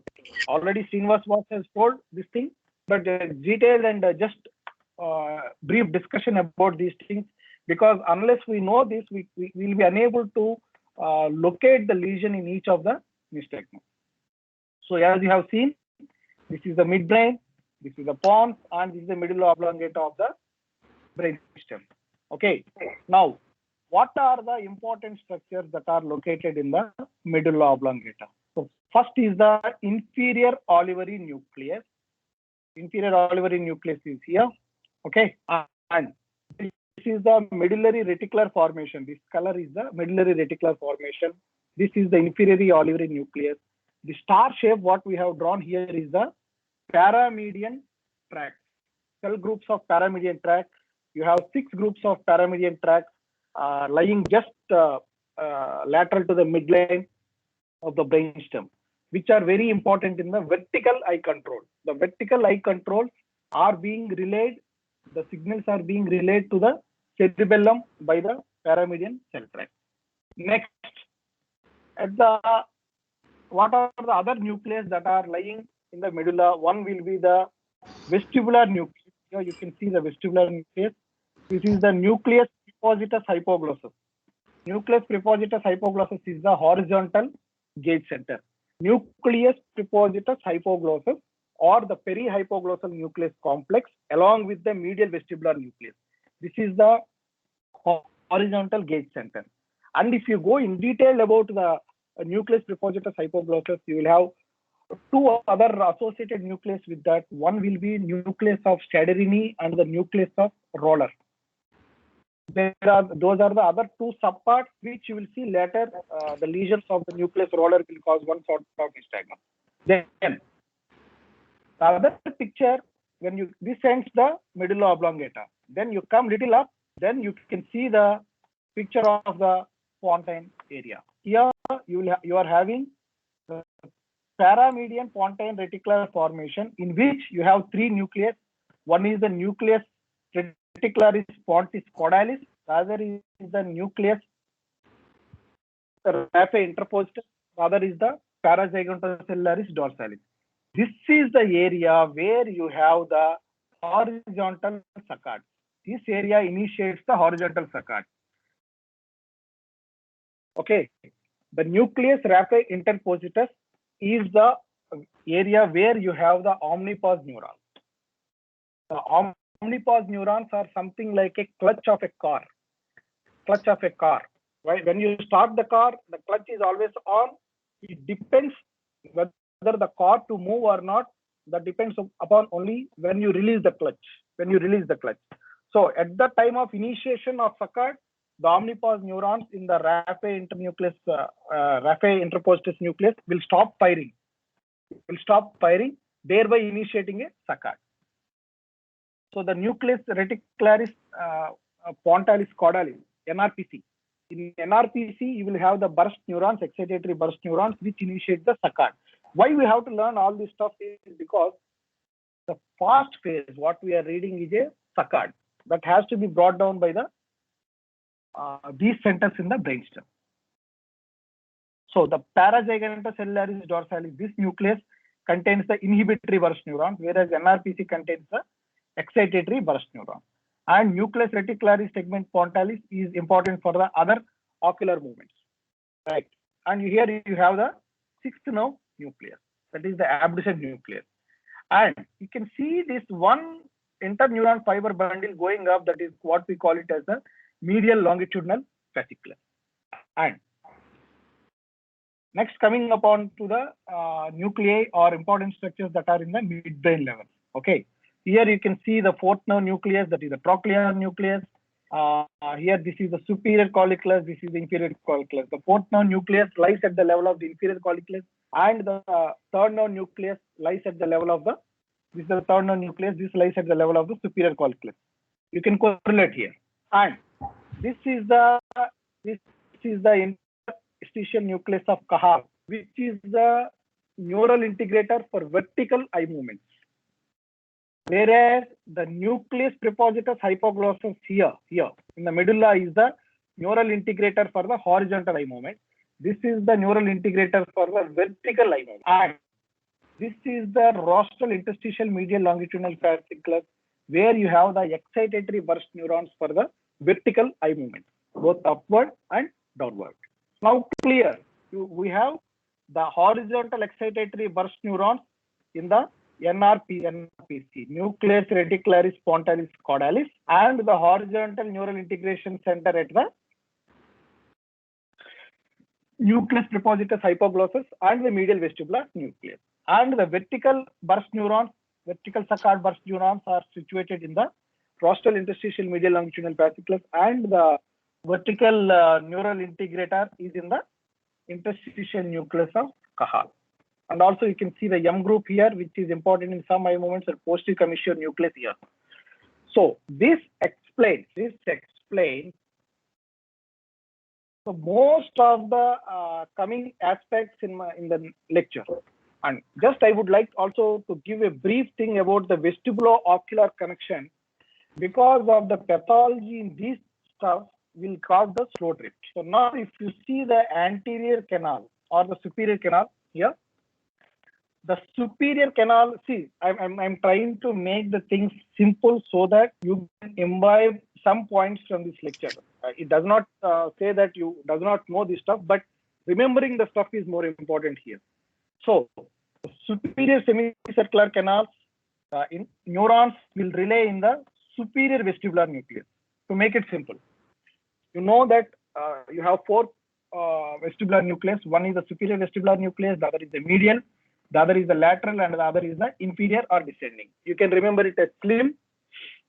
The other names are there for that: Vestibulo nucleus, Dieter's nucleus, Schwalbe's nucleus, etc. So I personally remember this thing as SLIM BDS. SLIM for BDS. That is, the superior nucleus is called as the Vestibulo nucleus, and the lateral nucleus is called as the Dieter's nucleus. Inferior nucleus is also called as the spinal nucleus. The medial nucleus is also called as the Schwalbe's nucleus. SLIM BDSS. That's how I remember, without any confusion at any point of time. I can tell this stuff. And next is the superior semicircular canal fibers get relayed into the superior vestibular nucleus.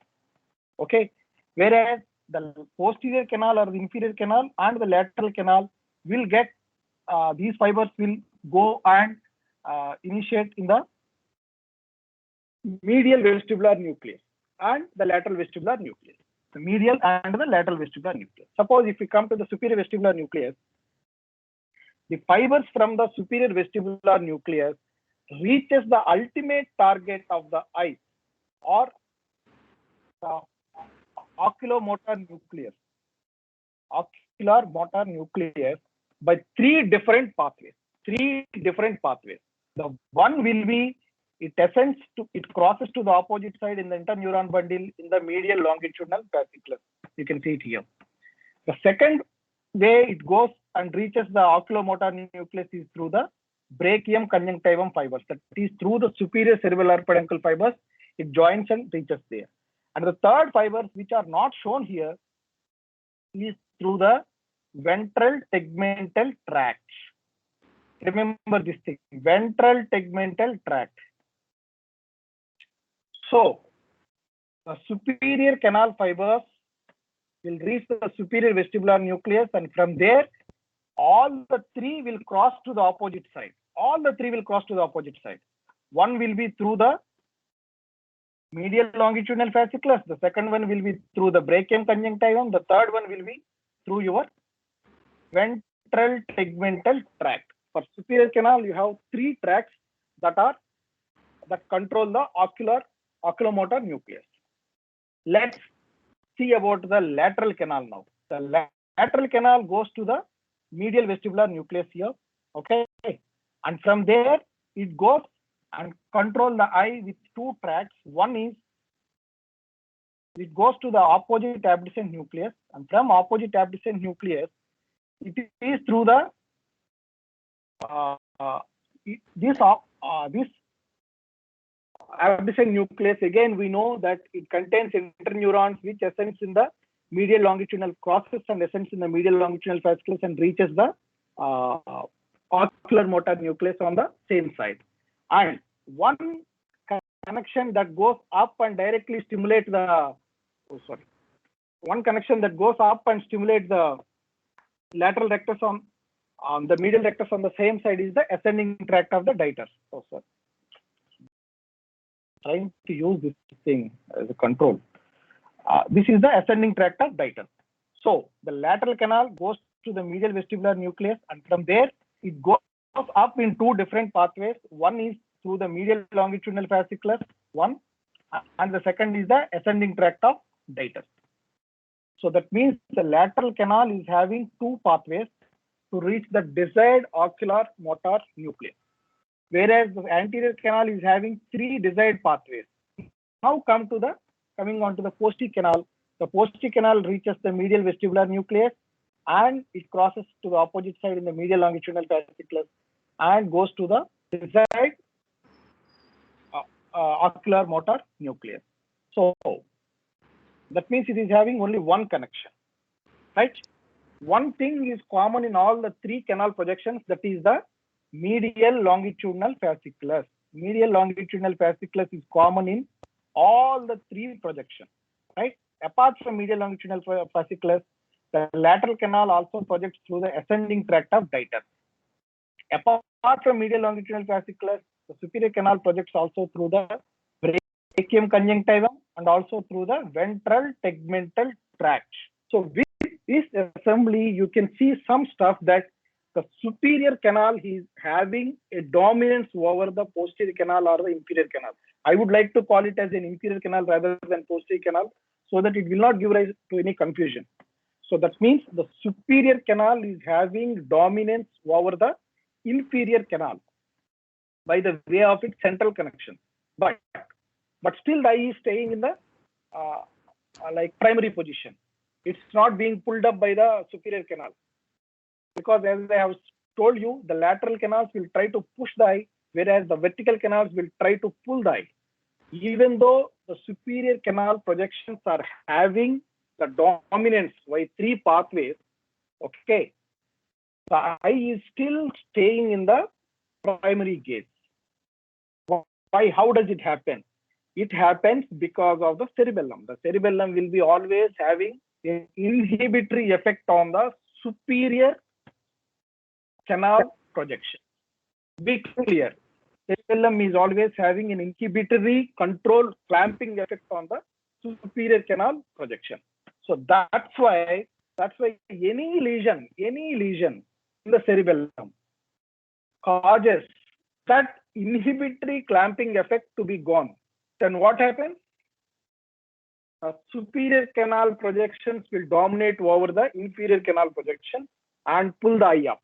Then comes the brainstem effect, corrective mechanism to bring the eye down, the fast component. Results in a downbeat nystagmus. I hope the things are very clear. This is how the downbeat nystagmus comes in. Any lesion that causes a lesion of the cerebellum, particularly the flocculus. Okay, the floccular region of the cerebellum. Any lesion is there which removes the clamping effect of the cerebellum on the superior canal fiber, gives rise to an upward drift of the slow drift of the eyeball because of the dominance of the superior canal fiber projection, and later brought down by a quick phase by the brainstem that gives rise to your downbeat nystagmus. So we know so many reasons, like where you have the dominance of the. Just I would like to conclude few more things here. So before going on to the next slide, so next you can tell, like any lesion in the brachium conjunctivum, any lesion in the ventral tegmental tract can also give rise to the dominance of the posterior canal, thereby causing the eyeball down, drift down, and a compensatory mechanism to make the eyeball shifted up, thereby causing an upbeat nystagmus. That means a lesion in the brachium conjunctivum or a ventral tegmental tract, right? Because the fibers in the medial longitudinal fasciculus, the superior canal fibers in the medial longitudinal fasciculus are not that strong enough to counteract the fibers in the, whereas this will be so big. From the posterior canal, it will be so thick, right? These are very thin. So if there is a lesion in the ventral tegmental tract, the fibers in the medial longitudinal fasciculus, the posterior canal projections will dominate over the projections of the superior canal in the medial longitudinal fasciculus, thereby pulling the eye down. Then comes again the corrective mechanism by the brainstem, thereby giving a quick phase to the up, thereby causing your upbeat nystagmus. So now very clear, any lesions in the cerebellum will cause a downbeat nystagmus. Any lesion in the upward level, that means either in the brachium conjunctivum or in the ventral tegmental tract or in the medulla oblongata or in the pons, you will call you will get an upbeat nystagmus. So don't get confused. Downbeat nystagmus is always with the downward lesions. What is the downward important structure in the brain? That is the cerebellum. Whereas upbeat nystagmus is in the upward brainstem structure. Yeah. This is the final picture just before going to the properties of individual nystagmus. Because I have given these pictures to give an overview why nystagmus arise, because that is more important to understand rather than remembering the stuff. So now you can see the cerebellum here. Now you can see the superior semicircular canal fibers are through the cerebellum controlled by the flocculus here. You can see the flocculus here. So any floccular lesion will give rise to the dominance of the superior semicircular canal to be released and thereby causing an upward slow drift, thereby causing a downbeat nystagmus. And you see here,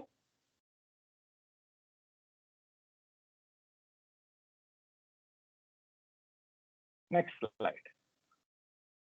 So this picture is actually important to explain about the saccades, but as saccades are not important for today's topic, that is saccadic in oscillations or saccades in the Wallenberg syndrome or in the other central disorders. I'm not going in much detail, but one thing what we have to remember is the inferior olive, the inferior olivary nucleus in the medulla will, on one side, suppose on the left side, you mark it as left, you mark it as right. Okay. On the left side, the fibers will be initiated and will be going as the inferior cerebellar peduncle to the opposite side. That is, the fibers from the left-sided inferior olive will go right through as the right inferior cerebellar peduncle and goes to the vermis, dorsal vermis. And here you can see the plus symbol here. That is, they are stimulatory of they stimulate the dorsal vermis here. Okay, the intrinsic neurons. Whereas the intrinsic neurons will inhibit the dorsal vermis neurons. That means these inferior cerebellar peduncle neurons will ultimately inhibit the dorsal vermis, which actually inhibits the nucleus here. Right. So that means if there is a lesion here, inhibitory effect is gone, thereby the dorsal vermis will be inhibiting the fastigial nucleus. And you can see that from the fastigial nucleus, the fibers go and to the paramedian pontine reticular formation, thereby stimulating the paramedian pontine reticular formation. Right? That means in the paramedian pontine reticular formation, you have the horizontal gauge center or horizontal saccade generator, right? So for a horizontal saccade this to be stimulated, this has to be stimulated, right? So this explains a lesion. Suppose if there is a lesion here, you will have the saccade somewhere. And if you have the lesion here in the inferior cerebellar peduncle, okay, and that means if you have a lesion in the lateral medullary, dorsal medullary area, what we call it as Wallenberg syndrome, you will be having ipsy-pulsion of the saccade. The saccade will be beating towards the side of the lesion, okay. And also, if there is a lesion in the fastigial nucleus, the saccade will be ipsy-pulsive. Whereas the contrapulsive, if there is a lesion in this area, this is the superior cerebellar peduncle. Also, the superior cerebellar peduncle. This comes through the superior cerebellar peduncle. That comes through the superior cerebellar peduncle.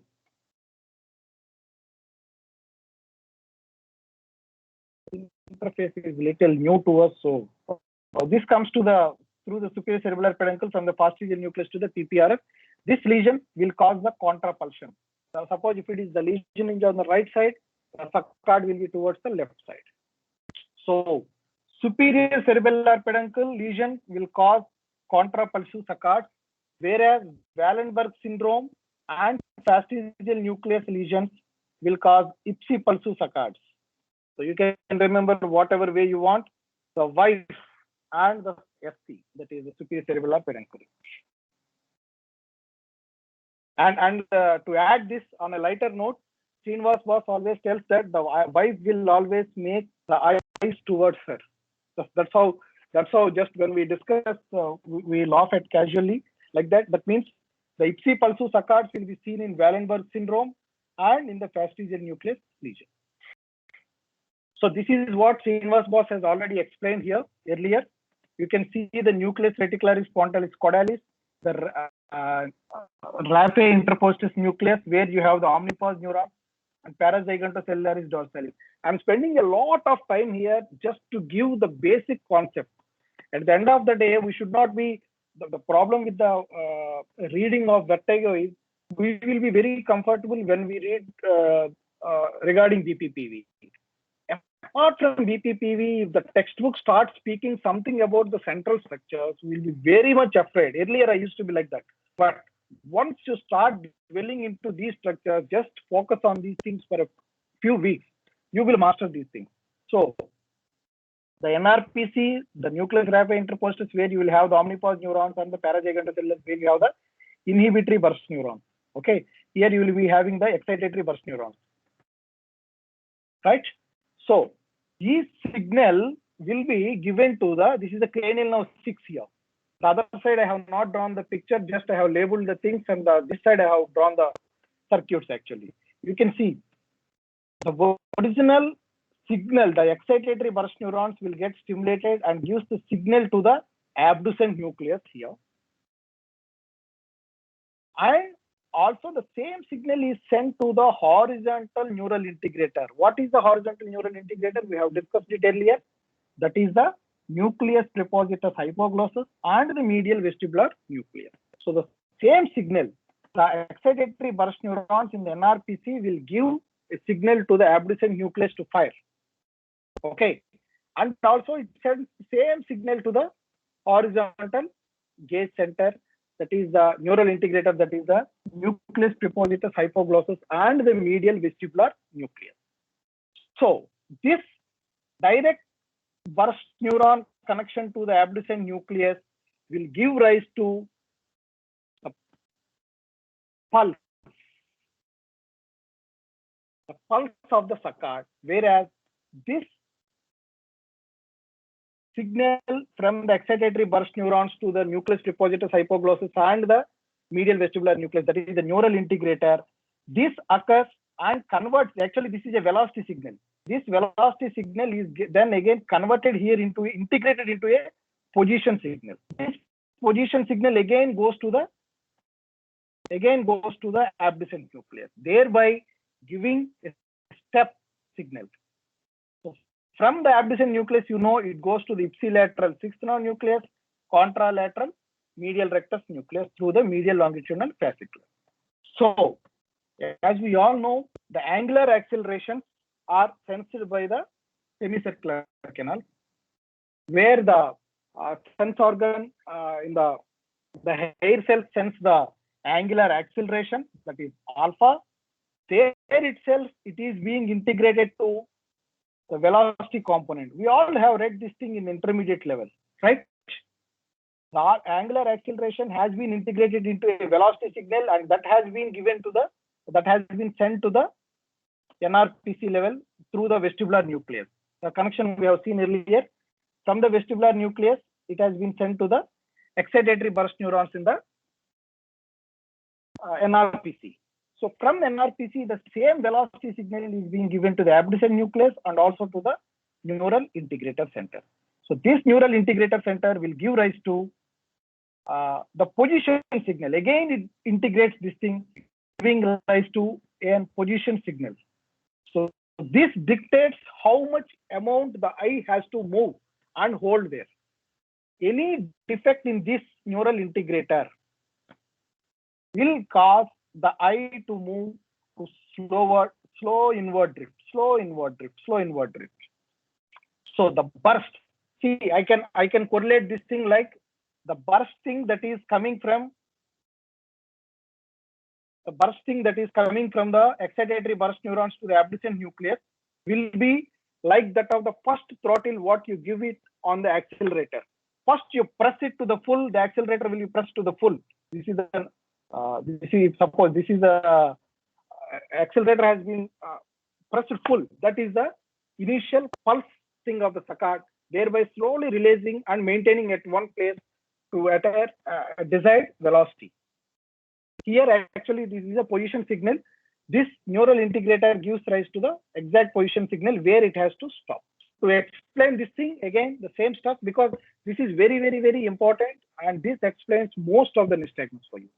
And if there is a perfect neural integrator, the neural integrator is working very well. So neural integrator for horizontal things is the medial vestibular nucleus and the nucleus prepositus hypoglossi.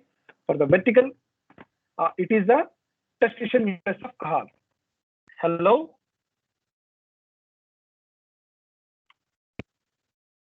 Hello, sir? Yeah, we can hear you, sir. We can hear you. Yes, sir. Yeah, in between I am a little afraid that the connection is lost. Okay, sorry. And hope another 20-25 minutes, just I'll be concluding the thing. So if there is a leaky neural integrator, as we have described earlier, there will be a decreasing wave pattern. The initial pulse will be there. The step can't be sustained. That will be giving rise to your decreasing velocity wave pattern, which is seen in the gaze evoked nystagmus. Or else, if the wave pattern is so increasing, that means if it is an unstable neural integrator or an irritable neural integrator, it will be giving rise to an increasing wave pattern. Okay, nystagmus with increasing slow phase velocity. Usually you see this thing in the cerebellar lesion or in a congenital nystagmus.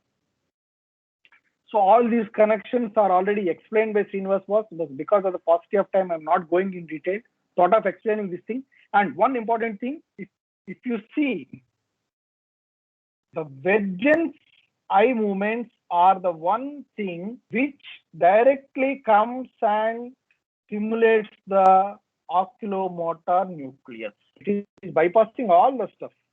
Why it is important to know that? Because in most of the nucleus, in most of the lesions, the Vergence inhibits the nystagmus. You will be reading the Vergence dampens the nystagmus. How does it happen? Vergence dampens this upbeat, Vergence dampens this downbeat, or Vergence dampens this congenital nystagmus. How does it happen? Because the Vergence is directly coming and stimulating the third nucleus. It is bypassing all this stuff. So any lesion anywhere here does not cause, unless you have a lesion in the oculomotor nucleus or in the oculomotor nerve lesion or at the periphery. Only these stuff can cause, or the per se Vergence mechanism tracks. So most of the times the Vergence will be intact and that will dampen your nystagmus. So this is one take-home clinical point to be learned here. So what are the, if you see a patient with a nystagmus, so what are the things that you need to identify? First thing is whether it is a pendular or a jerk. I have told you, if both the phases are slow phases, it is pendular. If one is a slow phase, the other is a fast phase, it is called as jerk nystagmus. Second is the plane of the nystagmus. In which plane it is moving, whether it is moving in the horizontal plane, it is moving in the vertical plane, or it is moving in the torsional plane. So third thing, what you need to see is the conjugacy, whether both the eyes are moving equally or not. If they are moving equally, then we will call it as conjugate nystagmus. If they are not moving equally, then we will call it as disconjugate nystagmus. Okay. Next is the amplitude of the nystagmus and the frequency of the nystagmus. So if the amplitude is high and if the frequency is also high, then what we will call it as, it is the high intensity nystagmus. The intensity is the multiplied factor of the amplitude and the frequency. And last and most important thing, what you need to observe is the slow phase waveform. But a slow phase waveform is very difficult to observe with the naked eye. For that, you need to have a video nystagmography reading. In that only you can notice whether how is the slow phase wave pattern. Is it linear?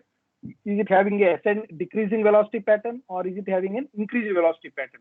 Just by seeing that thing, you can tell exactly where the location of the lesion is. So, because of the paucity of time, just most of you know about the Alexander's law. Just I'm just quitting this thing with 2 or 3 slides because I have to explain the clinical categories of nystagmus. So you have 3 clinical categories of nystagmus. The one will be the congenital nystagmus, what we have to know. The other is the developmental nystagmus. The other is the acquired nystagmus. The congenital nystagmus will be usually present at birth or in the first 2 months of life. The developmental will be occurring in the first 2 to 8 years of life. The third acquired is either it can be a peripheral vestibular lesion or it can be a central lesion. Like it need not be vestibular itself. Peripheral retinal lesion also can sometimes causes peripheral optic nerve lesions, optic chiasmatic lesions also causes nystagmus. So that's a peripheral lesion or a central cause. So now this is the gist of the presentation today.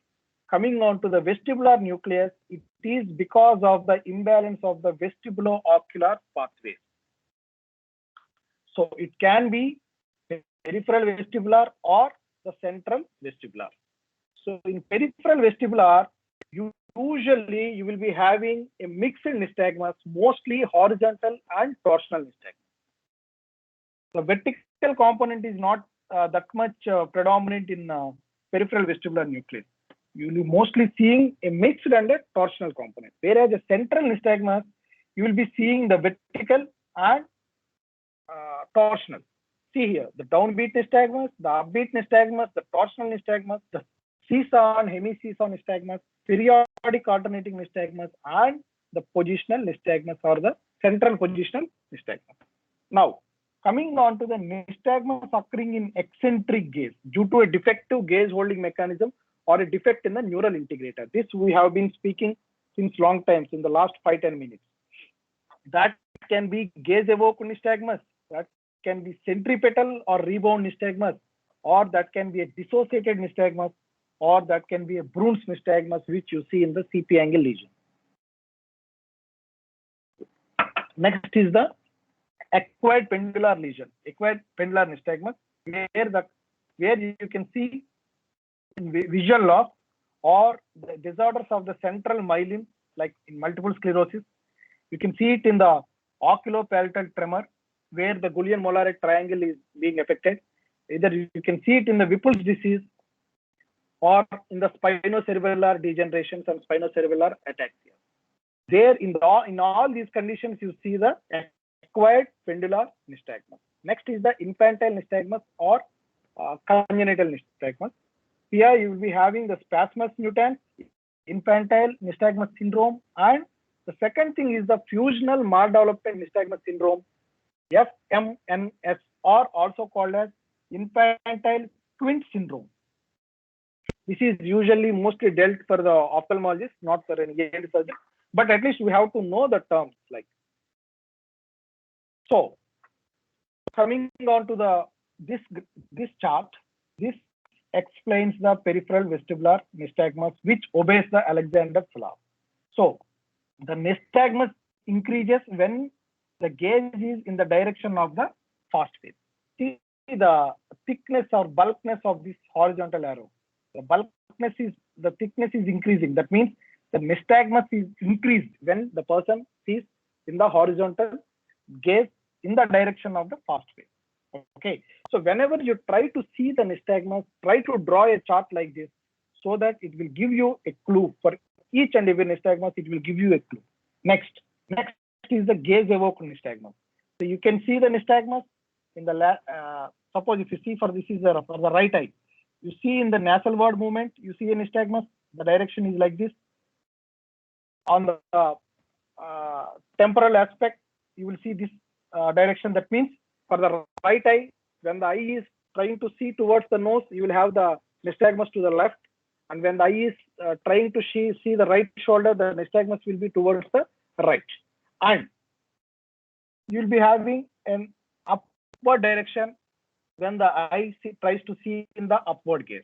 One important point here is gaze evoked nystagmus is never seen or very, very rarely seen in the downward gaze.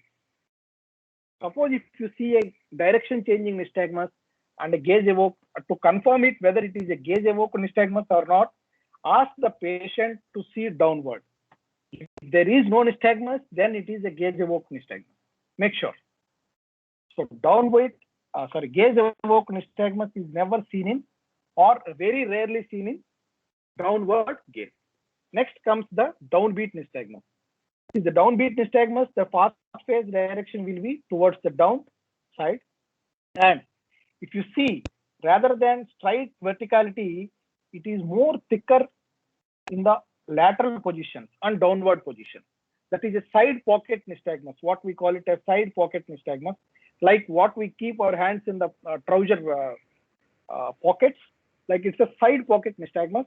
Will be much more obvious when the person tries to see down and laterally. Okay, this is what we call it as side pocket nystagmus.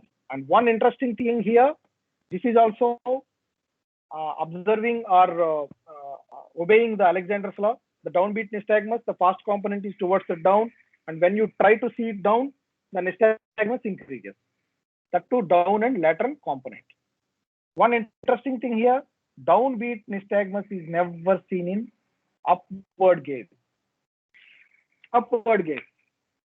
So, two things I told you, the gaze evoked nystagmus is never seen in downward gaze. Downbeat nystagmus is never seen in upward gaze. So these two are the most clinical important pearls that one has to pick up from this lecture. And the fourth one is the infantile nystagmus or the congenital nystagmus. In the congenital nystagmus, this is also direction changing nystagmus. See, when the patient is, suppose if you think this is the right eye, what you are seeing, when the right eye is trying to see towards the nose, the direction is towards the left. The direction of the nystagmus in the primary position and in the adduction position is towards the left. Whereas when the patient is trying to, when the gaze is in the lateral position, in the abducting position, the nystagmus is towards the right side. Okay, this is the right side, this is the left side. This is what we are seeing is the right eye. Okay, this is towards the nose. Sorry.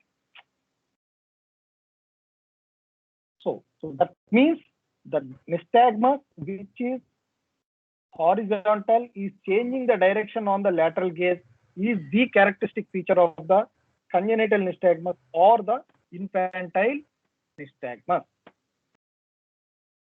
So, examining nystagmus. So first you observe the position or the posture of the head. Next you observe the stability of the gaze. Third thing you need to see is like or all the ranges of the eye movements are present or not. And fourth one, is there any nystagmus in the central gaze? Fifth one is the direction of the fast pace for each eye in each position. In the primary gaze, in the secondary gaze, and in the tertiary gaze position. Sixth one is the synchrony of the size or direction. I have told earlier whether it is conjugate or disconjugate. If the right eye is moving more and the left eye is moving, the nystagmus in the right side is more and the nystagmus on the left side is little less, then we will call it as dissociated nystagmus, which we usually see in the internuclear ophthalmoplegia, right? And if the direction of the nystagmus is different in both eyes at the same time, then we will call it as disjunctive nystagmus. So these terminologies are very important to understand. Only because of these terminologies, when we read the textbooks of neurology, it will not invoke much interest for us. But if you understand this thing, everything will be so easy. So conjugate, dissociated or disconjugate, and disjunctive. These are three different terms. Conjugate means equal in size and direction. Dissociated or disconjugate means unequal in size, but in the same direction. It has to move in the fast component has to be in the same direction, but the left is moving little slow and the right is moving more in size. So that is called disconjugate or dissociated nystagmus. The third thing is the disjunctive nystagmus. Both the eyes are moving in a different direction. That is called as the disjunctive nystagmus. And next is the check for any latent nystagmus. Occlude one eye and see for the nystagmus in the viewing eye. Then again for the other side. Do this thing. Then you will observe whether there is a latent nystagmus or not, which you will see usually in the infantile Quint syndrome. And repeat all the above observations in all the gauges and in all the positions. Right. If no visible nystagmus is seen, then try to do a positional test or a provocative maneuvers. We know the provocative maneuvers like head shaking,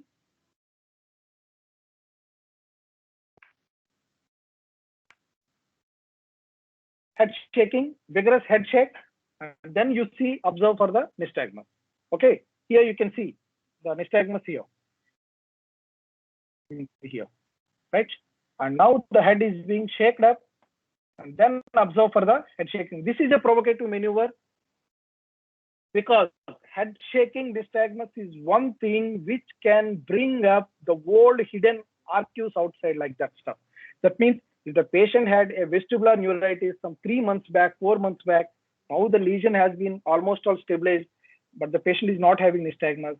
If you want to reconfirm that the patient had a vestibular neuritis, do a head shaking, then the patient definitely, if it is not grossly visible, at least on the graph on the video nystagmography, you will be seeing the head shaking nystagmus will be there, right?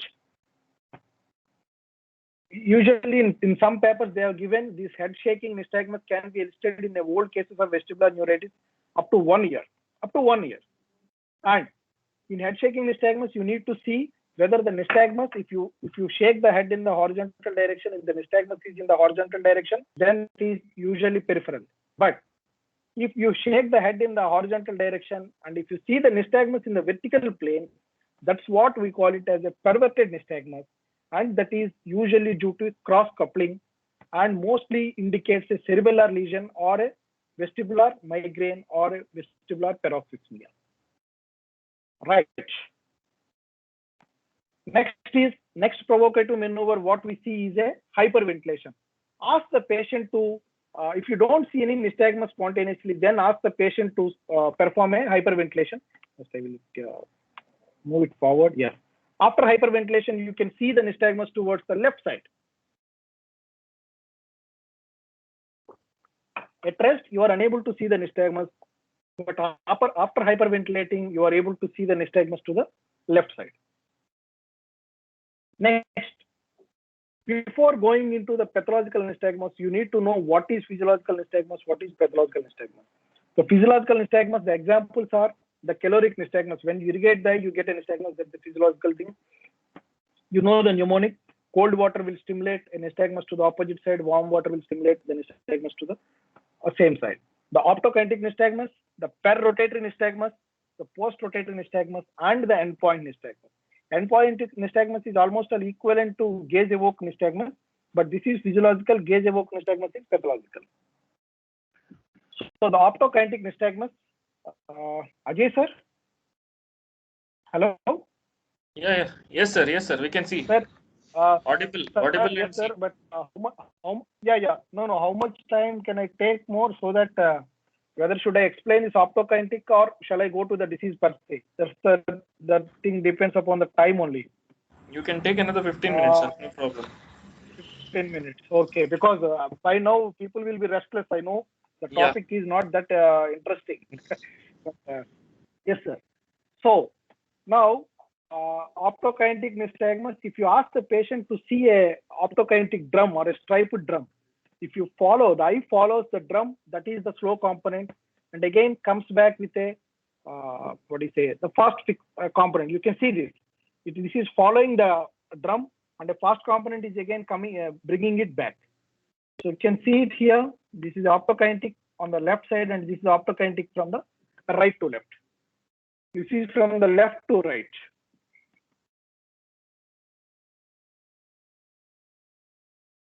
See, the eye is following towards the the striped drum to the right side, and again a corrective saccade is bringing it back to the left side. This explains the mechanism of the optokinetic, but it will take a long time. So to cover the other perspectives, more important thing, just I'm skipping this thing. In the peripheral vestibular nystagmus, it will be usually the jet form of nystagmus, and the wave linear velocity waveform will be there. It follows Alexander's law. It is suppressed by vision and smooth pursuit, and also convergence. I have explained this thing why it is being suppressed by vergence. And next important thing, all we know is the adaptation is present. A positioning nystagmus can be there with the actual head movement, and there will be other vestibular symptoms like the vertigo, hearing loss, and tinnitus. and no other associated neurological signs are seen here. And here you can see a nystagmus in a Dix-Hallpike maneuver. And this is a horizontal nystagmus, zeotropic variant, where the eyeball is moving towards the ground level in the horizontal canal BPPV.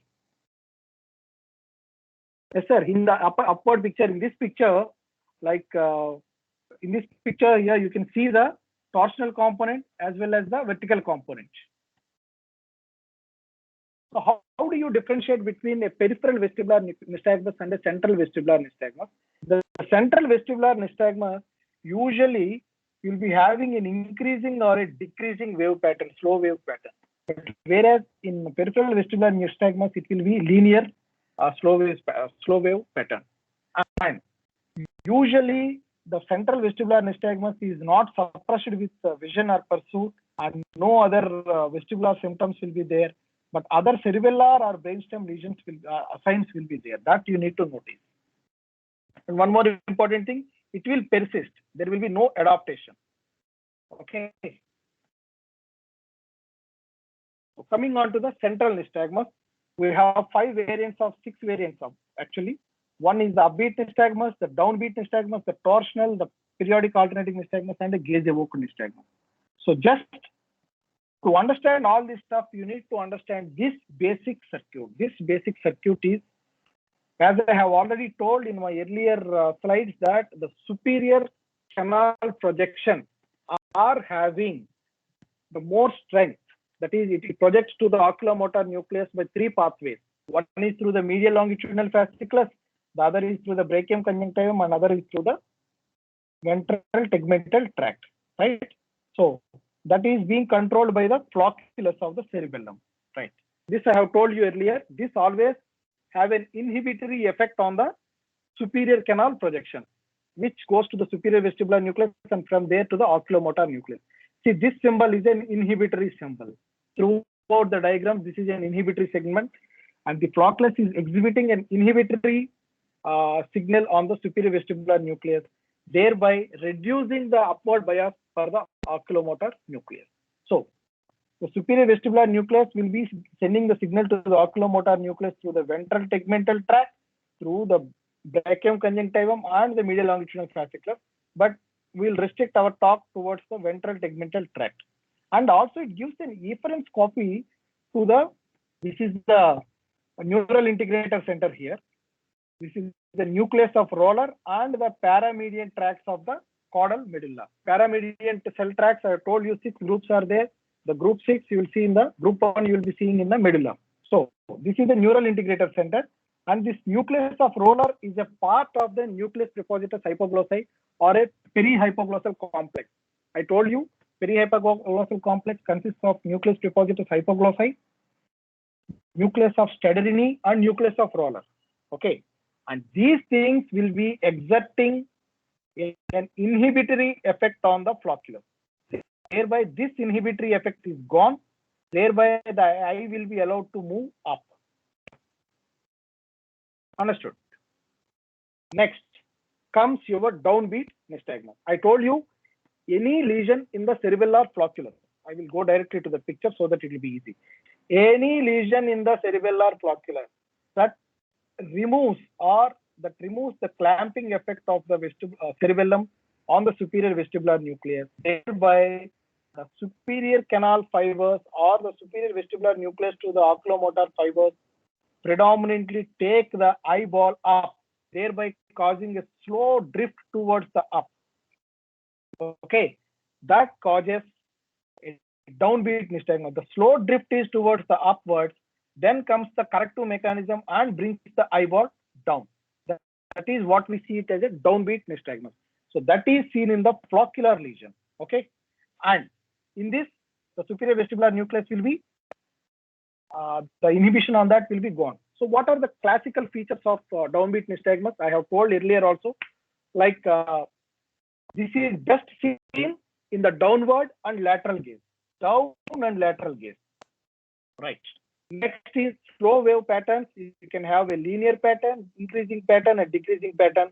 Depending upon that, you can localize the thing. If it is increasing pattern, most of the times the lesion is in the cerebellum. If it is in the decreasing pattern, it can be in the horizontal gate center or the horizontal neural integrator center, and it is poorly suppressed by vision or fixation. Right. So it is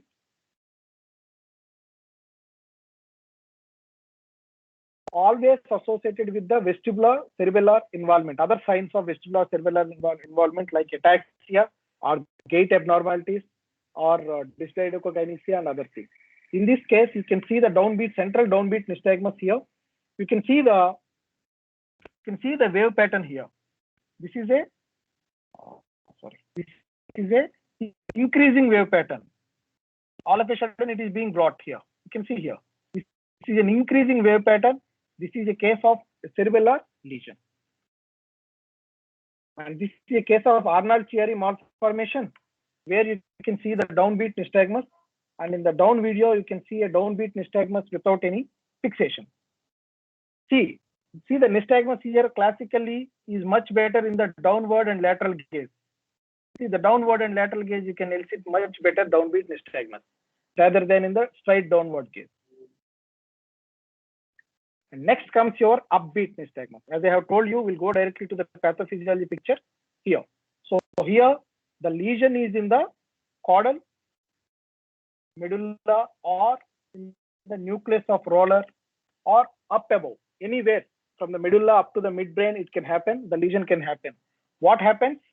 That causes the inhibitory effect on the flocculus to be gone. So that means the flocculus is becoming hyperactive, very much hyperactive, thereby inhibiting the entire superior vestibular nucleus. So there is no signal from the superior vestibular nucleus to the oculomotor nucleus, right? So that means there is no upward signal. There is no upward signal coming because of the lesion here. That means the inhibitory effect of the flocculus is gone, thereby only there is no signal for the upward movement for the oculomotor nucleus. So that means the posterior canal signals will be predominant here. So the eyes are pulled down. The slow drift will be towards downside, and the corrective component will bring it up, thereby causing the upbeat nystagmus. Let's go to the previous slide just to see the presentation picture. So that I already told you, like downbeat nystagmus in the earlier slide, downbeat nystagmus is never seen in the up gaze. Okay. Now coming on to the upbeat nystagmus here, it is present in the central position, usually increases on looking up. That is obeying the Alexander's law here. The slow wave pattern can be linear, increasing or decreasing, poorly suppressed with distant target or visual fixation. Okay, and most of the times it is associated with abnormal vestibular and smooth pursuit movement. And one interesting thing, if the upbeat nystagmus is associated with the saccadic intrusion or a square wave jerk, then we will call that thing as a bow tie nystagmus. Bow tie nystagmus. And also one more lesion that can cause the upbeat nystagmus is in the lesion of the ventral tegmental tract. This is intact. The superior canal fibers, the superior vestibular nuclear fibers are giving a positive signal to the neural integrator here, and this is exerting an inhibitory effect on flocculus, and this inhibitory effect of the flocculus is gone little bit, but the final output is gone. There is a lesion in the midbrain, in the ventral tegmental tract, or in the pontine lesion. Then there is no signal to the oculomotor nucleus. That causes again the posterior canal signals to dominate, or the inferior signal to be dominated, so that there is a slow drift towards downward, thereby causing a fast component to up, thereby causing upbeat nystagmus. So a lesion in the nucleus of roller and caudal medulla, or a lesion in the ventral tegmental tract can give rise to upbeat nystagmus. So this is a case of a midbrain infarct where you can see a classical upbeat nystagmus. This is a case of midbrain infarction.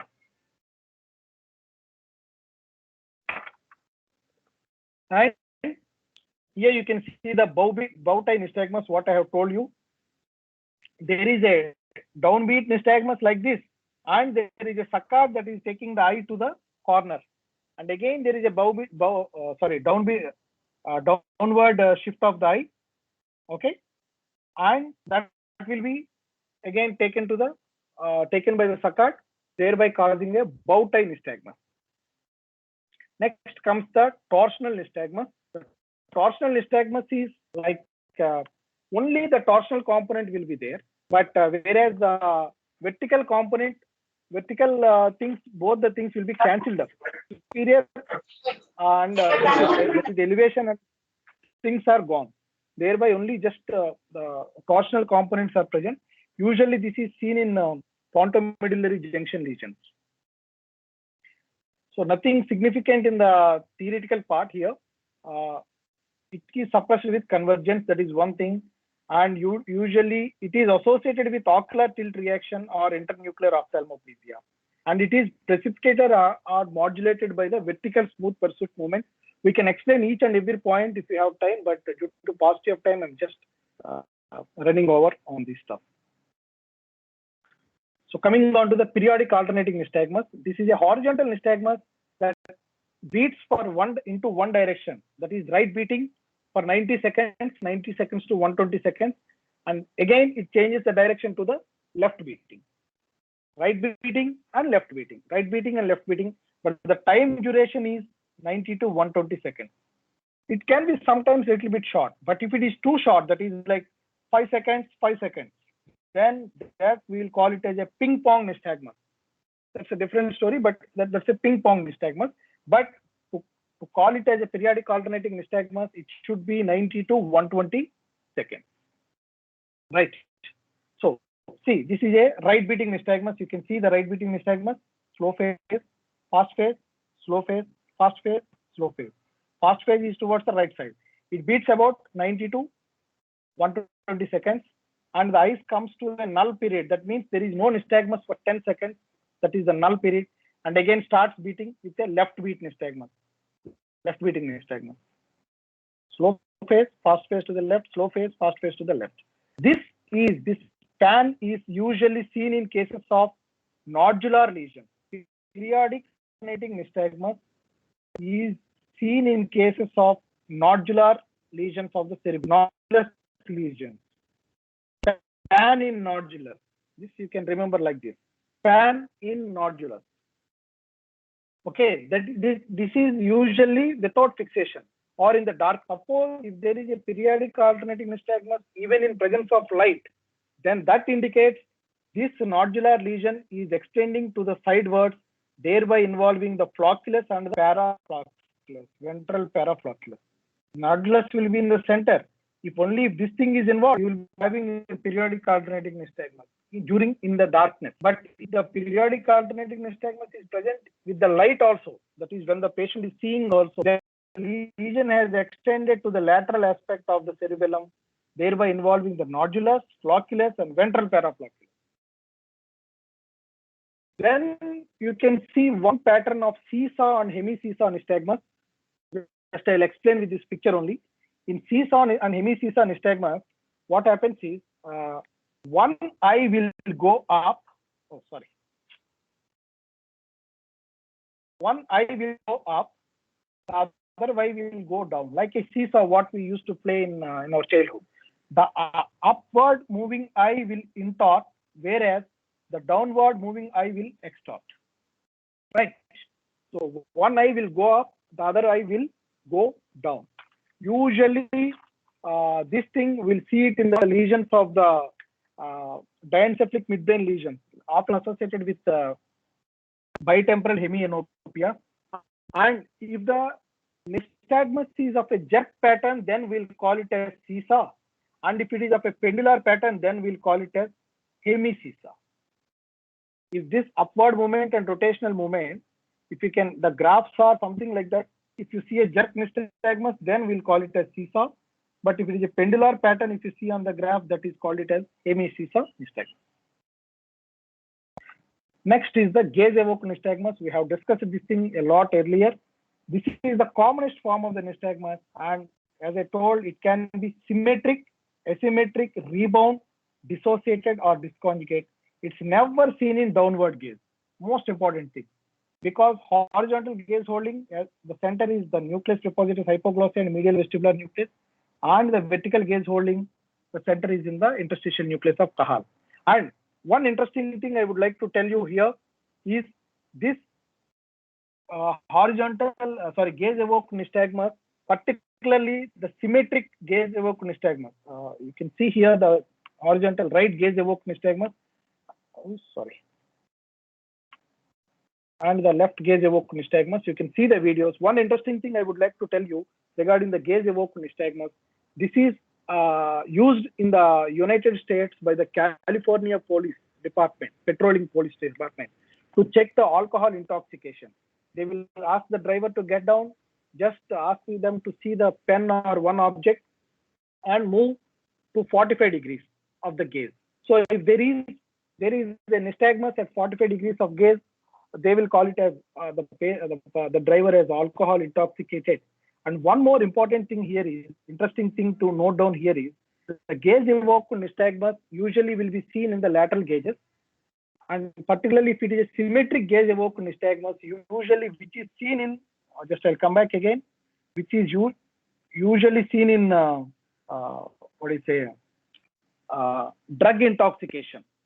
If the drug intoxication, if the blood drug levels are higher, the gaze evoked nystagmus can be elicited even when the eyeball is in the primary gaze towards the center. Nystagmus initially appears at extreme horizontal gaze and moves towards the mid position with high drug level. That means this roughly correlates with the nystagmus amplitude and the blood drug level. This is what has been utilized by the police department of the California Patrolling Department, and this is one part of the driving under drug influence, DUDI. They use this thing, and sobriety test. So now, to simply explain the gaze evoked nystagmus, if you see when the patient is viewing towards the right side, you will be having a right beating nystagmus, right? So if that is sustained for 30 seconds, and when the patient gaze is being brought to the primary gaze, then what happens is, due to the acting for so long time for the right beating side, what happens is the eyeball will be shifted towards the right lateral gaze, and again will be brought down to the left side or towards the central phase. This is what we call it as like centripetal nystagmus and centripetal nystagmus. And when the eyeball is being brought to the center gaze, if there is a slow phase component that is drifting towards the extreme gaze, and then the eyeball is again brought to the central gaze at the central gaze, if it is happening, this is what we call it as rebound nystagmus. The same pattern, if it is occurring at the peripheral area, you will call it as centripetal nystagmus.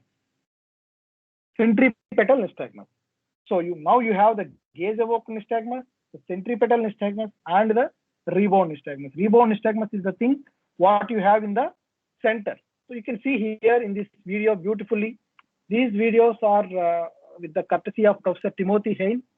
You can see the gaze evoked nystagmus in the adduction gaze. This is the left eye in the right gaze. Left eye in the right gaze, you have seen the right beating nystagmus. And in the left gaze, you can see the left beating nystagmus. Very classical. And here, the rebound nystagmus, I'll play it from the thing. When the patient is seeing towards the left gaze, it is the left beating nystagmus. You can see classical left beating nystagmus. Okay.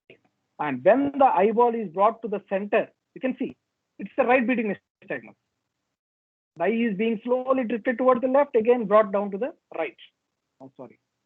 It is brought down to the right here. So that is what we call it as the rebound nystagmus. See here.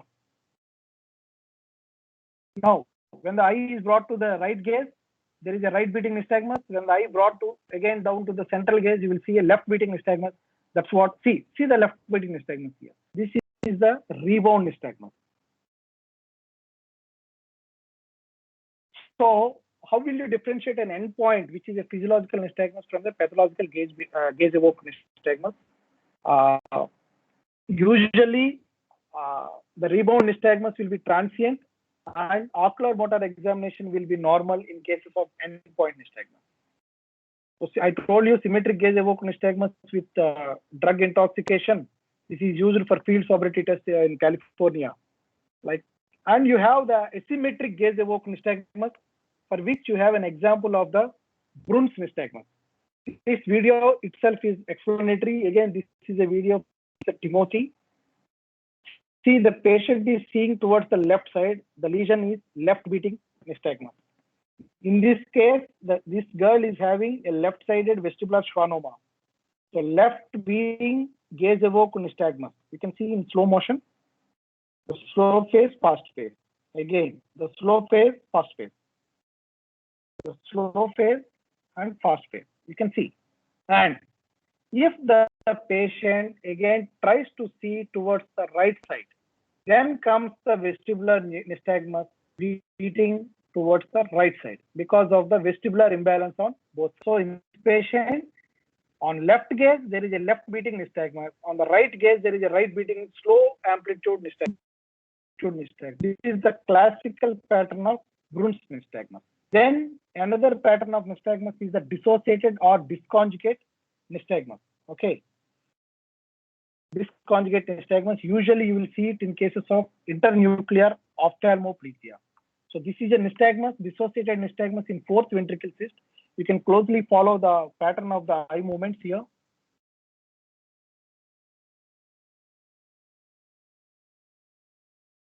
The large amplitude here, this is large amplitude, and this is small amplitude on the left side. So just I want to skip this thing, that clinical features of nystagmus associated with the visual pathways, because it will take a long time. And acquired pendular nystagmus, as I have told earlier,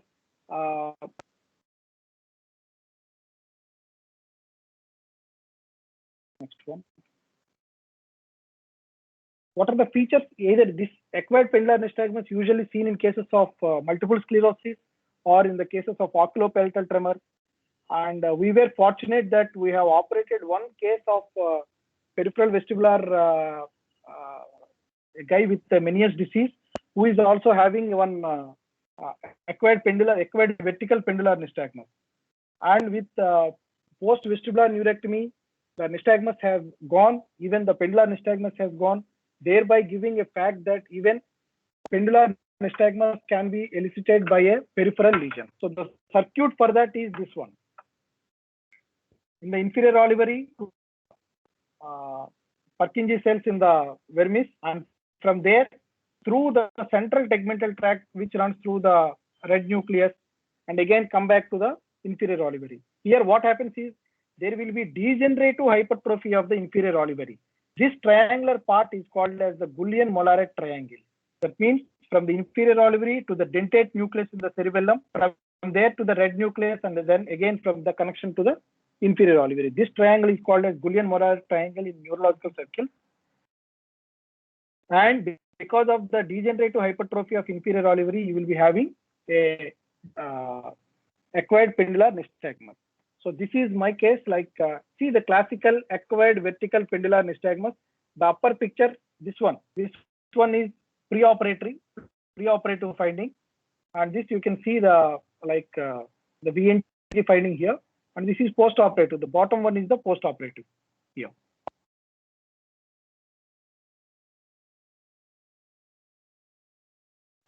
One last important thing I would like to stress is the infantile nystagmus syndrome or a congenital nystagmus. See, this is a case of congenital nystagmus here. Very spontaneous nystagmus, but most of the times it's pendular. Pendular in center, jerk nystagmus in lateral gaze. In extreme gauges or lateral gauges, it will be jerk nystagmus. Now, the features coming on to the features of nystagmus, congenital nystagmus is it is present right from the birth in the first 2 months. Usually, it will be conjugate. The most important thing is uniplanar. If you remember, I have drawn a picture like on left gaze, it will be like this, but on seeing to the right gaze, the nystagmus changes direction.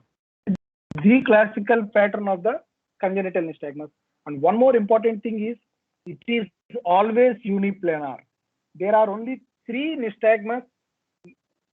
In the entire nystagmus studies, you will have only 3 nystagmus which are uniplanar. That means which lies in only one plane that is in relation to the head axis.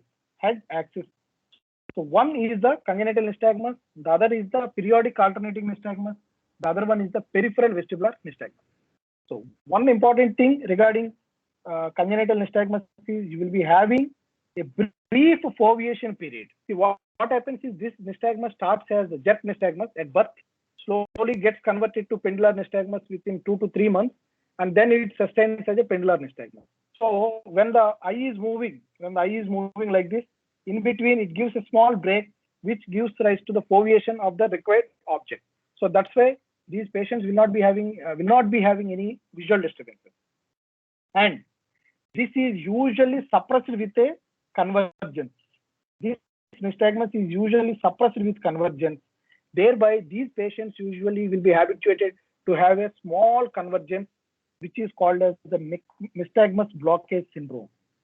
They will try to bring the eyes converge so that the nystagmus will be gone. Okay, so that is called as the nystagmus blockage syndrome. So this is a video nystagmographic thing, the video finding of the congenital nystagmus. You can see the pendular nystagmus here. And one other 2 important things here are the reversed optokinetic nystagmus. You can see in these cases, and the pursuit will be inverted. These are very, very interesting findings in cases of congenital nystagmus. This is the place where you have reversed optokinetic nystagmus. Usually what happens in optokinetic is the eye will follow, the slow phase will follow the drum like this, and a corrective component will be like this. But in cases of congenital nystagmus, what happens is the fast component will be like this, and a slow component will be in a reverse direction. That's why you will call it as reversed optokinetic, and also you'll be having an inverted pursuit. So this, earlier I told that the convergence reduces the congenital nystagmus. So that strategy is used for treating the patient. So that's why the ophthalmologist will give the base out prisms to promote convergence. So this is the convergent congenital jerk nystagmus, and later getting converted into pendular nystagmus. There you will have a small brief periods of foveation. You can see there exactly the eye fixes on the required object, so thereby there will not be any visual disturbance. And you can see an inverted pursuit here. See the inverted pursuit. This is a classical pattern of congenital nystagmus. This is the infantile squint syndrome. Because of time paucity, just I'm skipping all this stuff because nystagmus itself is a very big topic. Just briefly, in the infantile squint syndrome or the latent nystagmus, when the patient is seeing with both the eyes, there will be no nystagmus. But when one eye is occluded, okay, when suppose the right eye is viewing, both the eyes will move towards the occluded eye. That means the left eye is occluded here, the right eye is moving, the right eye is viewing.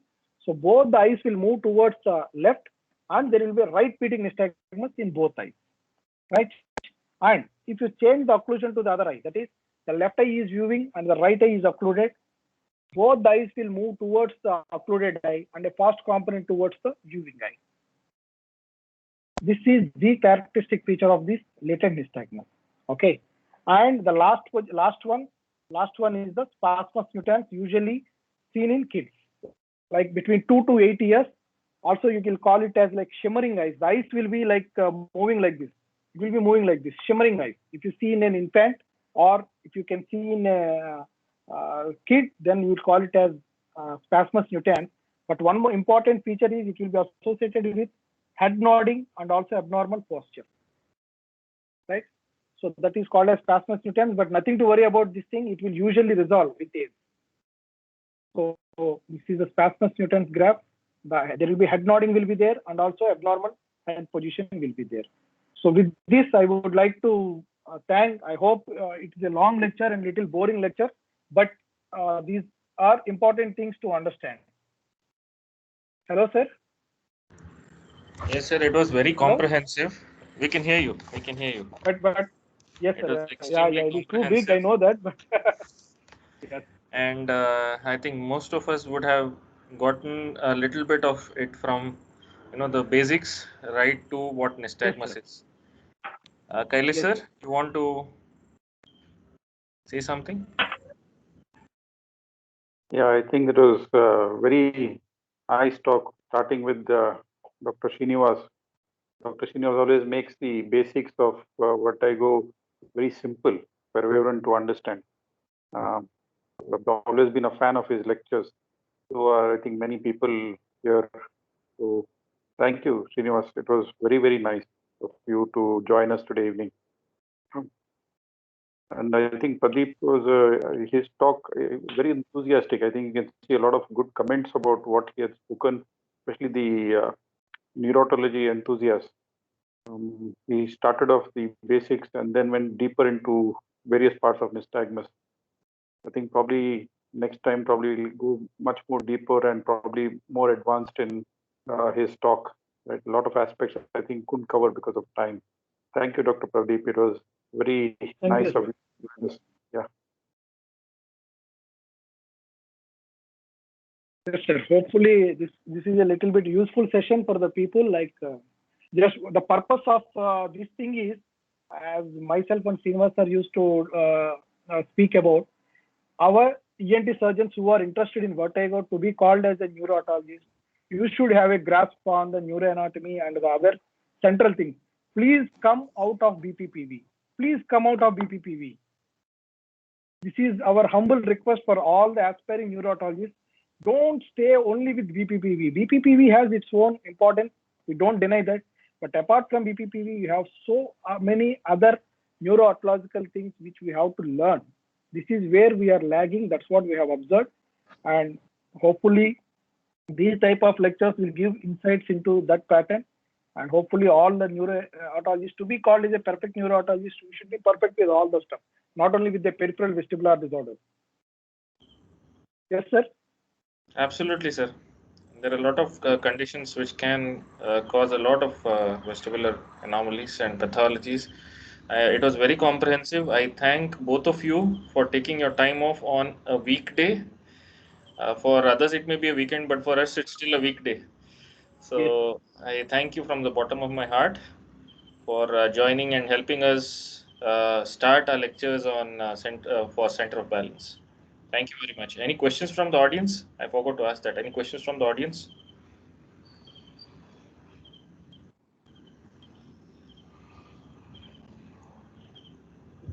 Okay, no questions? No questions. Okay, thank you very much, sir. Once again. Sir. Hello, sir. Yes, Hello. sir. Srinivas, sir. Yes, sir. Yes, sir. Sir, thank you very much, Dr. Ajay and Kailash sir and our entire team Manipal for this invitation. And I also deeply appreciate and thank my co-faculty, Dr. Pradeep Vundavalli, for that in-depth dive into all the different types of nystagmus. So maybe this is actually entire thing what we covered in 3 hours actually should be covered over a month, over multiple weekends, to make sure that actually people imbibe what is told. But then at least for everybody there is a bird's eye view of what all is possible that has been communicated, I think. That itself is a big effort. Okay, so maybe eventually we can plan in such a way that we don't take too much heavy things on one day, and then we can do over a month or over 2 months of all these things. That is what Dr. Pradeep and me are actually planning, to break this content into small modules which people can take at their leisure, step by step, and then publish them on YouTube or something, so that they can be doing it. So I thank you all, and thanks. I can see the comments. Okay, a lot of people are appreciative, and this is at least 3 hours have passed. So that is more than a full-length motion picture timing, and still around 40 people or 45 people are still there. So that itself is a big compliment to the efforts. So thank you very much, Dr. Ajay and Dr. Thank you, sir. Dr. Kailash Sir, Ajay, and sir, thank you. And all the people, for the entire all the team of delegates. Manipal. Yeah, team Manipal. Yes. See you, sir. Thank you, sir. Thank you, sir. Yeah, bye-bye. Bye, sir.